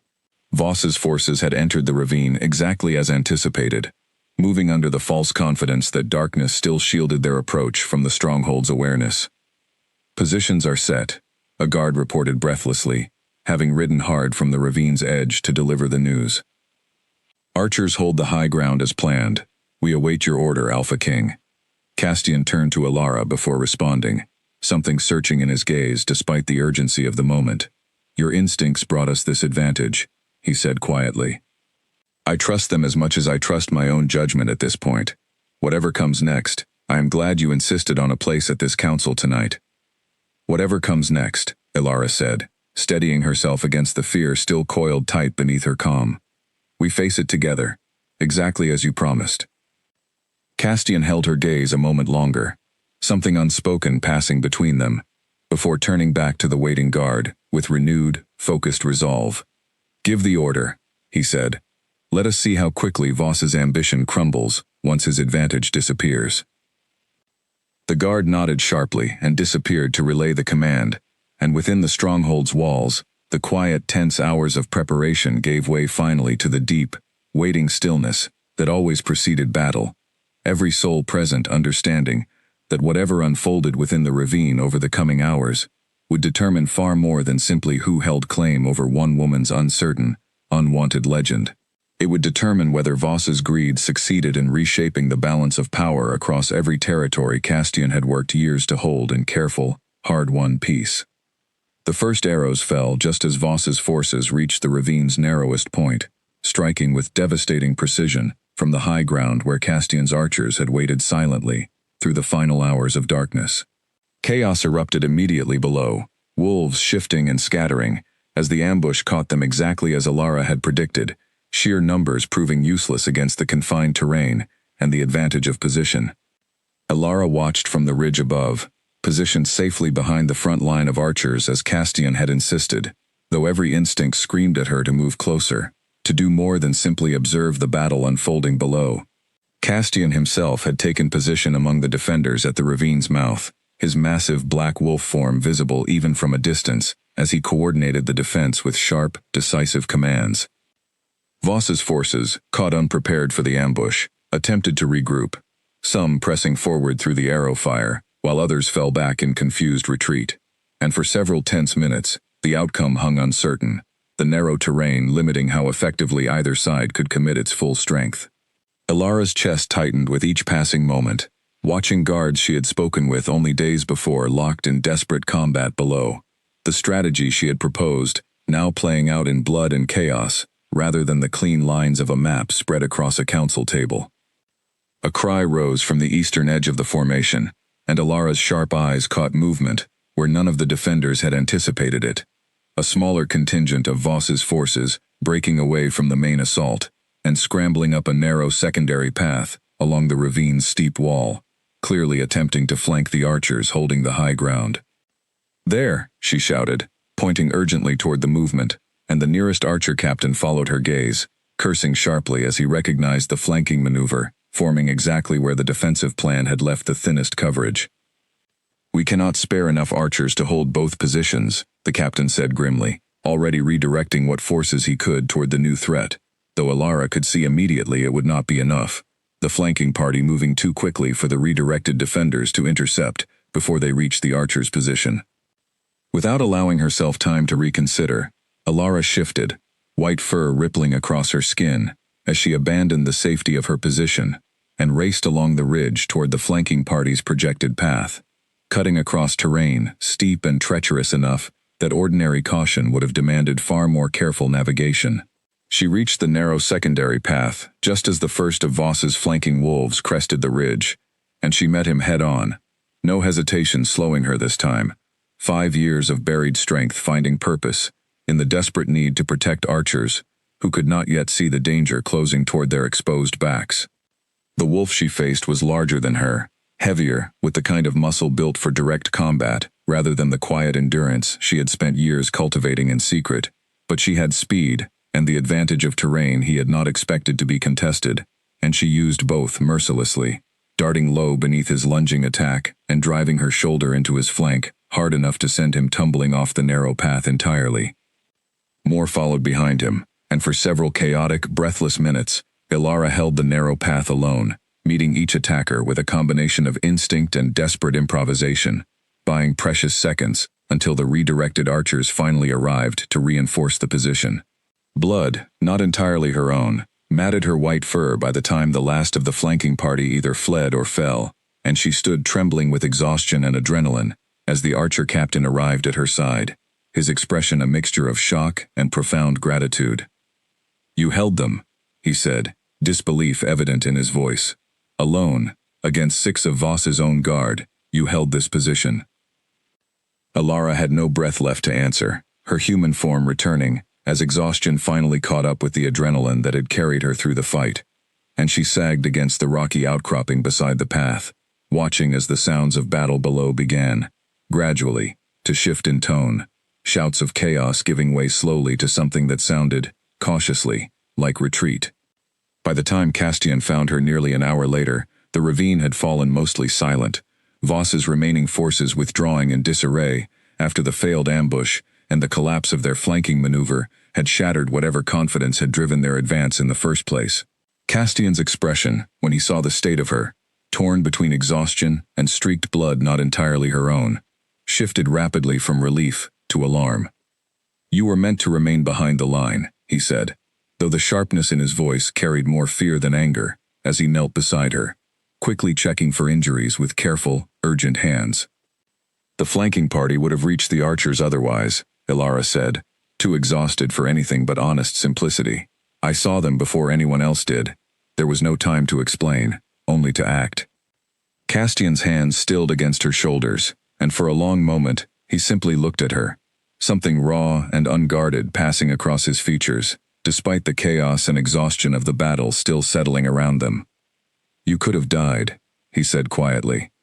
6 of Voss's guard against 1, and you chose to face them, rather than wait for help that might not have arrived in time. "I chose to protect people who trusted the plan I helped build," Ilara said. "I could not simply watch it fail when I had the strength to prevent it."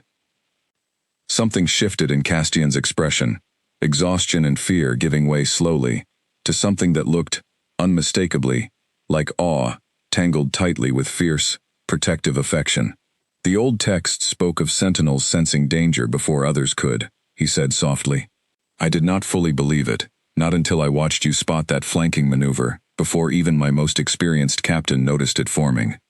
"Perhaps the old texts carried more truth than either of us realized," Ilara said, managing a tired, weak smile despite everything. Castian helped her rise, supporting much of her weight as exhaustion made her legs unsteady beneath her, and together they made their way back down toward the ravine's mouth, where the full scope of the battle's aftermath had begun to reveal itself. Voss's forces had retreated entirely, leaving behind wounded and a handful of prisoners, though the cost had not come without loss on Castian's side as well. Several guards wounded and, tragically, 2 who had not survived the fighting. "We won," Castian said quietly, surveying the aftermath with none of the triumph such a declaration might normally carry, only sober awareness of the price paid for that victory. But Voss will not simply accept this defeat quietly. He will regroup and likely seek allies of his own before attempting anything further. "Then we prepare for that as well," Ilara said, though exhaustion made the words come slower than she intended. "Whatever comes next, we face it the same way we faced this, together." Word arrived within the hour that Voss himself had been captured during the chaotic retreat, his own guard abandoning him in their haste to escape the ravine's collapsing defense, and Castian's expression hardened with grim satisfaction at the news. "Bring him to the stronghold," he ordered the guards escorting the captured leader forward. "I intend to learn exactly how deep his ambition runs, and what role Crane truly played in encouraging it." As the sun rose fully over the valley, casting warm light across the exhausted, battle-worn survivors making their way back toward the stronghold's walls, Ilara felt the full weight of everything the night had cost settle heavily against her chest. Grief for the lives lost even amid victory, exhaustion deep enough to make every step feel like wading through water, and beneath it all, a fragile, stubborn pride at having faced real, mortal danger, not with paralyzing fear, but with the same steady strength that had carried her through 5 years of hidden survival.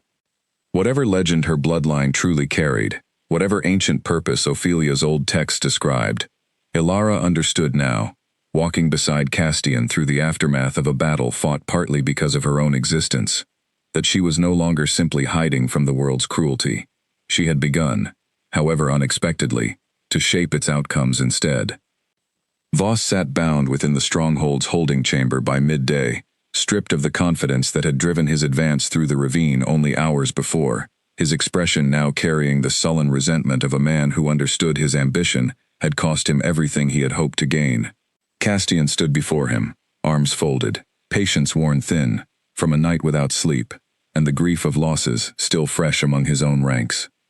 "You will answer for the guards who died in this ravine," Castian said, his voice carrying none of the warmth Ilara had grown accustomed to hearing when he spoke to her. "But before formal judgment, I want the truth of your arrangement with Elder Crane. Every detail, or I will find far less patient ways to extract it." Voss's jaw tightened, defiance flickering briefly, before exhaustion and the reality of his circumstances wore it away. "Crane approached me 5 years past," he said finally, offering information about a family within Ashwood, suspected of harboring a forbidden bloodline, in exchange for territorial concessions along our shared border. I did not know then what that bloodline truly represented, only that Crane seemed desperate enough to trade valuable land for its destruction. Ilara, standing quietly near the chamber's entrance where Castian had permitted her to observe, felt her hands curl into fists at her sides, old grief sharpening into fresh fury at hearing the transaction described so plainly, her parents' lives reduced to a simple exchange of land for silence. And when you learned recently that she had survived, that a sentinel bloodline walked openly under my protection, Castian pressed. I understood immediately what such a bloodline could mean for whoever controlled it, Voss admitted, his voice bitter now with the knowledge of his own failed gamble. Authority the old legends describe, influence no ordinary territorial claim could match. I believed, foolishly it seems, that ancient claim rights over border discoveries might grant me legitimate grounds to seize what you already protected. There is no such claim right, Ophelia interjected sharply, from where she had joined the interrogation, her scholarly patience worn thin by the blatant manipulation of history Voss's ambition had relied upon. You fabricated that justification entirely, hoping ignorance of the old texts would allow the claim to stand unchallenged. Voss said nothing, his silence confirming what everyone in the chamber had already suspected. Castian's expression remained hard and unmoved. You will remain here, under guard, until formal judgment can be arranged before the wider Council of Territories.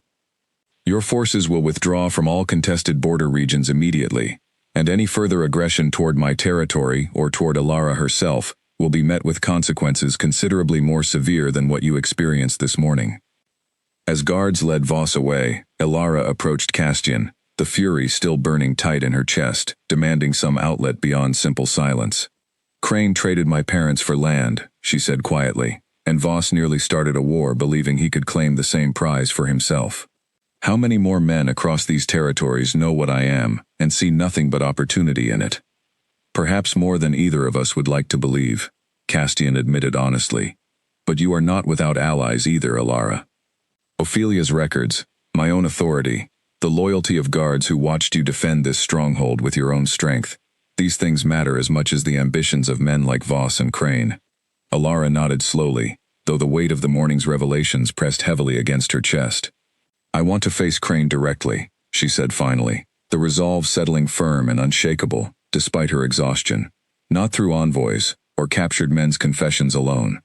I want to stand before him myself, and hear him admit what he did to my parents, and why. Castian studied her for a long moment, understanding the weight of what she was asking, the danger it might still carry despite Voss's defeat and Crane's diminishing options. Then we will arrange it, he said finally. Once you have rested, and once I have gathered sufficient proof and sufficient strength to ensure that confrontation ends with justice rather than further tragedy.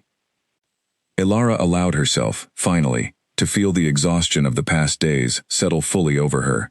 Grief and fury and fragile hope, all tangled together, into something she did not yet have the strength to fully untangle. But beneath all of it, one truth remained steady and clear. She would face Crane, and she would hear the truth from his own mouth, whatever it cost her to finally close the chapter of loss that had shaped every hidden, fearful year of her life since her parents' deaths. Ashwood Square looked smaller than Alara remembered, though barely a week had passed since the night her secret had been torn open beneath its torchlight. She stood at its edge now, flanked by Castian and a full contingent of his guards, watching as word spread quickly through the village that the Alpha King had returned, this time with formal charges rather than simple ceremony. Elder Crane emerged from the hall to meet them, his composure carefully maintained, despite the tension visible in the tight set of his shoulders. He had clearly heard already of Voss's defeat, of the captured leader's confession, and whatever careful denials he had prepared in the days since Alara's departure now seemed to falter slightly beneath the weight of the evidence arrayed against him. Alpha King, Crane said, his bow shallower and less confident than the elaborate welcome he had offered a week before. I did not expect your return so soon.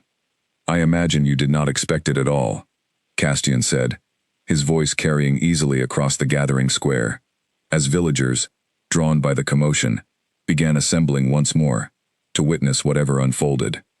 Not after arranging an ambush along our travel route, and not after the confession I received from your own men, regarding a debt paid 5 years past. Murmurs rippled through the gathering crowd, confusion and dawning suspicion spreading among villagers who had spent the week since Alara's exposure, debating fiercely among themselves what her survival and the Alpha King's protection truly meant for Ashwood's future. I do not know what fabricated confessions you believe you have gathered, Crane began, though his voice lacked the conviction it had carried during the ceremony a week before. But I have served this village faithfully for— Enough, Elara said, stepping forward before Crane could finish, her voice steadier than she expected, given the storm of grief and fury still churning beneath her calm exterior. I do not want to hear excuses, Elder Crane. I want to hear the truth. Voss confessed the arrangement himself. Your own men confirmed the debt paid in information rather than coin.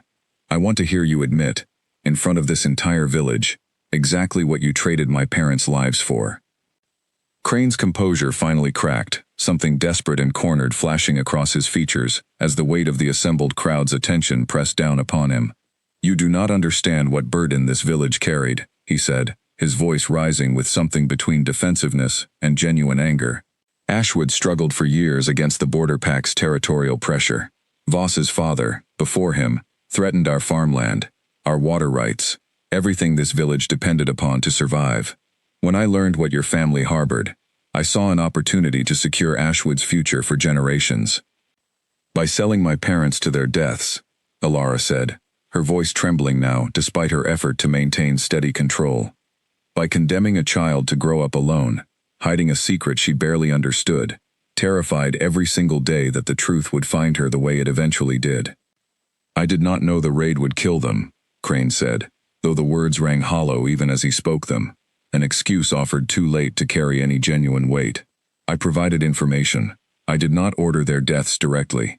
You knew exactly what providing that information to a rival pack leader would likely result in, Castian said, his voice cold and unforgiving. You traded 2 innocent lives for territorial concessions, and when this ceremony threatened to expose the truth of what you had done, you attempted to have Elara silenced as well, first through public exposure meant to end in violence, and later through direct assassination attempts when that plan failed. Crane's eyes darted around the gathered crowd, searching for support that clearly was not forthcoming. Villagers who had once trusted his leadership now watching him with expressions ranging from shock to open disgust as the full scope of his betrayal settled over the square. I did what I believed necessary to protect this village, he said, though his voice had lost nearly all its earlier conviction. Every leader makes difficult choices for the sake of those he governs. There is a difference between difficult choices and murder disguised as necessity, Elara said, stepping closer, despite Castian's slight movement, to keep himself between her and Crane. My parents did nothing wrong. They protected their frightened child the only way they knew how, and you destroyed them for it, then spent 5 years allowing this entire village to believe I was cursed, dangerous, something to fear rather than someone to mourn alongside. The crowd's murmuring had grown louder now, and Elara caught sight of Nora pushing her way toward the front, her expression fierce with the same protective anger Elara felt burning in her own chest. Is this true? Nora called out toward Crane, her voice carrying clearly across the tense square. You sold the Whitfield family for land? You let this village believe Elara was some kind of monster, when the truth is, you made her an orphan through your own greed? Crane said nothing, his silence more damning than any denial could have been, and the crowd's mood shifted decisively, sympathy that had wavered uncertainly toward Elara, since her exposure now solidifying into something closer to collective outrage, directed squarely at the elder who had governed them for years, while hiding such a profound betrayal. Castian stepped forward, his voice carrying the full weight of his authority as he addressed both Crane and the assembled crowd together. Elder Crane, by the authority granted to me as Alpha King over all pack territories, I formally charge you with the betrayal and murder of the Whitfield family, and with repeated attempts against the life of their surviving daughter. You will stand before the full council of elders to answer these charges, and Ashwood will require new leadership in the interim, chosen through proper process rather than the corrupted authority you have wielded these past years. Guards moved forward to take Crane into custody, and though he opened his mouth as though to offer some final protest, the words seemed to die unspoken as he took in the crowd's expressions, the complete collapse of whatever support his years of leadership had once commanded. He allowed himself to be led away in silence, and Elara watched him go, with a complicated tangle of emotions she had not expected to feel. Grief, still raw, despite the vindication of finally hearing the truth confirmed, and something almost like exhausted relief that 5 years of uncertainty had finally, definitively, ended. The crowd remained gathered in the square long after Crane's departure, uncertain murmuring, gradually giving way to more direct conversation, as villagers began approaching Elara cautiously, some offering hesitant apologies for the fear and suspicion they had directed toward her, others simply watching with the same wary curiosity that had followed her exposure a week before, though now tempered by growing understanding of the truth she had carried alone for so long. Nora reached her first, pulling her into a fierce embrace that startled the breath momentarily from Alara's lungs. "I am so sorry," Nora said, her voice thick with emotion. "I never imagined the truth ran this deep, that Crane himself had betrayed your family so completely." "I did not know either," Alara admitted, returning her friend's embrace tightly. "Not fully. Not until these past days uncovered it piece by piece." "What happens now?" Nora asked, pulling back to study her friend's face carefully. "Will you return to Ashwood, now that Crane is gone, and the truth has finally come out?" Alara considered the question seriously, glancing toward Castian, who stood a short distance away, giving her space for this reunion, while remaining close enough that his presence still offered a steady, grounding comfort amid the emotional weight of the confrontation. "I do not know yet," she admitted honestly. "Ashwood is the only home I have ever known, and you are here, and my parents rest here as well. But I have also found purpose, and safety, and something I am only beginning to understand within Castian's protection. I do not think the answer is simple. Not yet." Nora nodded, understanding evident in her expression despite the sadness that flickered briefly across her features at the possibility of a more permanent separation. "Whatever you decide," she said, "know that you always have a friend here, regardless of distance or fur color or ancient bloodlines. Neither of us fully understands." Alara smiled, warmth breaking through the emotional exhaustion of the day for a brief, grounding moment. As the crowd gradually dispersed and the square emptied into the settling evening, Alara found herself standing beside Castian once more, watching the last light of day fade over the village that had shaped so much of her hidden, fearful life, and which now, finally, understood the truth of everything she had survived. "You faced him with more strength than I expected even after everything I have already witnessed from you," Castian said quietly, his gaze steady and warm as it settled on her. "I had 5 years of grief demanding an answer," Alara said. "Today, I finally received it." "Does it bring the peace you hoped for?" Castian asked gently. Alara considered the question honestly, turning over the tangled mixture of emotions still settling within her chest. Grief and vindication and exhaustion, all woven together into something she did not yet have a name for. "Not entirely," she admitted. "My parents are still gone. 5 years of hiding cannot be undone, simply because the truth has finally come to light. But it brings something close to peace. Enough, perhaps, to finally begin building whatever comes next, rather than remaining trapped by grief and fear I no longer need to carry alone." Castian reached out, gently taking her hand in his, and Alara did not pull away, the warmth of his touch grounding her amid the emotional weight of everything the day had demanded. "Whatever comes next," he said quietly, echoing words he had spoken to her once before, in the aftermath of the ambush that now felt like a lifetime ago. "You will not face it alone.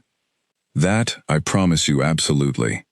Together, they turned away from the emptying square, walking back toward the horses waiting to carry them from Ashwood, though this time, Alara understood.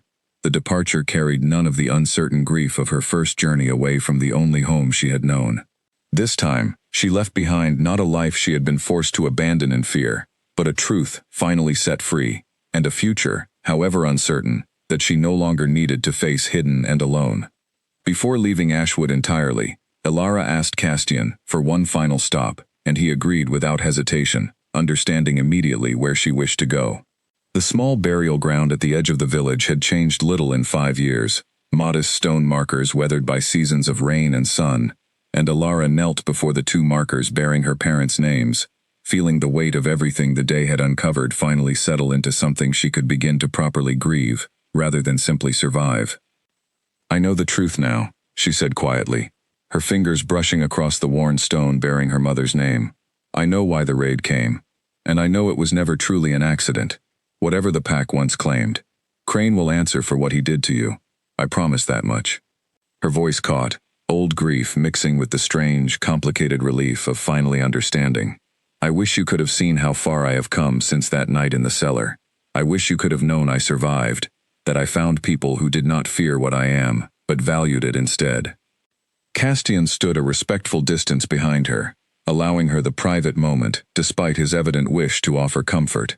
And Alara appreciated the space, needing this final conversation with her parents to belong entirely to herself, rather than shared even with someone she had come to trust as deeply as she trusted him. "I do not know what comes next," she continued softly, "but I know I will not spend it hiding the way I have these past 5 years. Whatever the old legends claim about sentinels, whatever burden or gift this bloodline carries, I intend to carry it honestly from now on, rather than in fear." She remained kneeling a while longer, memories of her parents surfacing gently now, rather than sharp with unresolved grief. Her mother's careful hands teaching her to grind herbs, her father's steady voice reading old stories by firelight before everything had changed so completely. When she finally rose, brushing dirt from her knees, she felt lighter than she had, in longer than she could clearly remember, the weight of unanswered grief finally settling into something closer to peace, even if the ache of loss itself would never fully disappear. "Thank you," she said to Castian as she rejoined him, "for giving me this, for helping me find the truth, even when it meant confronting danger neither of us fully anticipated." "You do not need to thank me for standing beside you," Castian said gently. "It is where I choose to be." As they mounted their horses for the journey back toward the stronghold, Alara glanced once more toward the village that had shaped so much of her hidden, fearful life, feeling a bittersweet mixture of farewell and gratitude settle over her. Ashwood would need to rebuild its leadership now, would need to reconcile the truth of Crane's betrayal with whatever future the village chose to build without him. But that reconciliation, she understood, no longer needed to include her hiding in fear at its edges. News had already begun spreading beyond Ashwood's borders by the time they returned to the stronghold 2 days later. Word of Crane's exposed betrayal and Voss's defeated ambition, carrying quickly through the wider network of packed territories that answered, ultimately, to Castian's authority. Ophelia greeted them with barely contained excitement upon their arrival, additional records having surfaced in the days since their departure that promised further insight into the Sentinel bloodline's true historical significance. "There is a formal gathering planned," Ophelia explained as they settled into the stronghold's main hall. "Representatives from every allied territory, eager to witness for themselves the truth of what has unfolded these past weeks. Some come from genuine curiosity about the old legends finally proving real. Others, I suspect, come simply to determine how this changes the balance of power across our territories." Alara absorbed this news with a complicated mixture of anticipation and lingering unease. The quiet, hidden life she had built for herself in Ashwood felt impossibly distant now, replaced by a future that seemed to grow larger and more complicated with each passing day, formal gatherings and political implications stretching far beyond anything she had ever imagined navigating when she first hid trembling in her family's cellar 5 years before. "What do you believe this gathering will decide?" she asked Castian, uncertainty coloring her voice despite the steady resolve she had carried since confronting Crane. "I believe," Castian said carefully, "that it will decide very little regarding your own choices, regardless of what political implications others attempt to attach to your bloodline's significance. Whatever role you choose to play going forward, whether that means stepping fully into whatever legacy the old legends describe, or simply living safely and openly as yourself for the first time in 5 years, that choice remains entirely your own to make." Alara considered his words carefully, gratitude settling warm within her chest, at the reminder that despite everything that had unfolded, despite ancient legends and political maneuvering, and the weight of expectation gathering around her with each passing day, Castian continued to treat her agency as something worth protecting, rather than something to be managed or directed according to whatever the wider territories believed she should represent. "Thank you," she said softly, "for remembering that, even amid everything else demanding attention right now." "I will not forget it," Castian said, his gaze steady and warm. "Not now, and not in whatever comes next." Outside the stronghold's tall windows, evening settled gently over the valley, and Alara felt, for the first time since her white fur had first rippled beneath torchlight in Ashwood Square, that whatever uncertain future still waited ahead, she would not face it as the frightened, hidden girl she had spent 5 years training herself to become. She would face it as herself, fully seen at last, and, however unexpectedly, no longer alone. The great hall had never held so many representatives at once. delegations from every allied territory, filling the space with a low murmur of conversation that hushed instantly the moment Alara stepped through the doors beside Castian. She had chosen not to hide today, wearing a simple gown of pale silver, rather than the plain, unremarkable clothing she had favored for 5 years of careful invisibility, and she walked forward without flinching beneath the weight of dozens of curious, assessing eyes. Castian led her to the raised dais at the hall's center, where Ophelia waited alongside several senior advisors, ancient texts spread carefully upon a table, for any delegate who wished to examine the historical foundation behind the claims that had drawn them all here today. Alara took her place beside Castian, steadying her breathing the way she had learned during 5 years of hidden fear, though today the steadiness came not from suppressing panic, but from genuine, hard-won confidence. "Delegates," Castian began, his voice carrying easily across the hushed hall, "you have gathered here today to witness the truth of what has unfolded across our territories these past weeks. Some of you have heard rumors, exaggerated by distance and retelling. I intend to offer you facts instead." He gestured toward Ophelia, who stepped forward with evident pride, gesturing toward the ancient texts arrayed before the assembled delegates. "The Sentinel bloodline, believed extinct for generations, has proven itself very much alive," she said, her scholarly excitement carrying clearly, despite the formality of the occasion. "I have spent 30 years studying fragments of history describing this bloodline's significance, and I can confirm, without hesitation, that everything we have witnessed these past weeks aligns precisely with the old accounts. Instinct sharpened toward gathering danger, strength capable of turning desperate odds, presence that draws wolves from rival territories toward unexpected cooperation rather than division." Murmurs rippled through the assembled delegates, some skeptical, most simply fascinated by confirmation of legends they had assumed belonged entirely to ancient history rather than present reality. Alara stood steady beneath their attention, remembering Castian's words from days before, that whatever choice she made regarding her own future remained entirely her own, regardless of the significance others attached to her existence. A delegate from a northern territory rose to speak, his expression skeptical despite Ophelia's confident presentation. "Legends and old texts offer compelling stories," he said, "but what proof do we have beyond scholarly interpretation? Forgive my bluntness, but territorial politics have suffered enough disruption these past weeks over a single woman's uncertain bloodline. I would prefer more than ancient parchment before accepting claims that could reshape the balance of power across every allied territory." Alara felt the weight of the challenge settle over the hall, delegates leaning forward with renewed interest at the direct confrontation, and rather than allowing Castian or Ophelia to answer on her behalf, she stepped forward herself, drawing every eye in the hall toward her directly. "I understand your skepticism," she said, her voice steady, despite the nervousness fluttering beneath her calm exterior. "I spent 5 years believing my own bloodline meant nothing but curse and danger, taught by fear rather than truth. I do not ask you to accept ancient legend on faith alone." She paused, gathering the full weight of her resolve. "I ask you instead to consider what you have already witnessed. A war nearly begun over ambition and greed, prevented through instinct that saw danger before anyone else recognized it forming. A betrayal uncovered that had remained buried for 5 years, brought finally into light through determination that refused to accept convenient, comfortable lies. Whatever proof you require, I believe it already exists in the outcomes these past weeks have produced, not simply in the pages of old, weathered texts." Silence held the hall for a long moment before the skeptical delegate inclined his head slowly, something like grudging respect entering his expression. "Well spoken," he admitted. "Perhaps proof need not rest entirely on ancient parchment after all." The tension in the hall eased noticeably following the exchange, delegates beginning to speak more openly among themselves, curiosity gradually overtaking lingering skepticism as Ophelia continued presenting historical evidence, alongside first-hand accounts from guards who had witnessed Alara's actions during the ambush and the battle at the ravine. By the time the formal gathering began drawing toward its conclusion, the mood within the hall had shifted decisively, wary uncertainty, giving way to something closer to genuine welcome, delegates approaching Alara directly with questions, and, increasingly, expressions of respect rather than suspicion.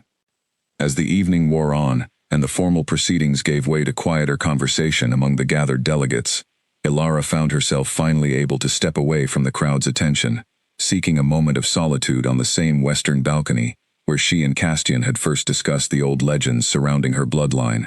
She was not surprised when he joined her there minutes later, the warmth of his presence beside her having become, over these past weeks, a comfort she no longer questioned or resisted. "You handled that challenge better than I could have managed myself," Castian said, settling beside her at the balcony's railing, moonlight bathing the valley below in the same silver glow that had witnessed so much of their growing understanding these past weeks. "I have spent 5 years learning to survive fear," Ilara said. "It seems that same strength serves well enough when facing skepticism instead." Castian was quiet for a moment, studying her profile in the moonlight with an expression she had come to recognize, warm and unguarded, in a way he rarely allowed himself to be before anyone else.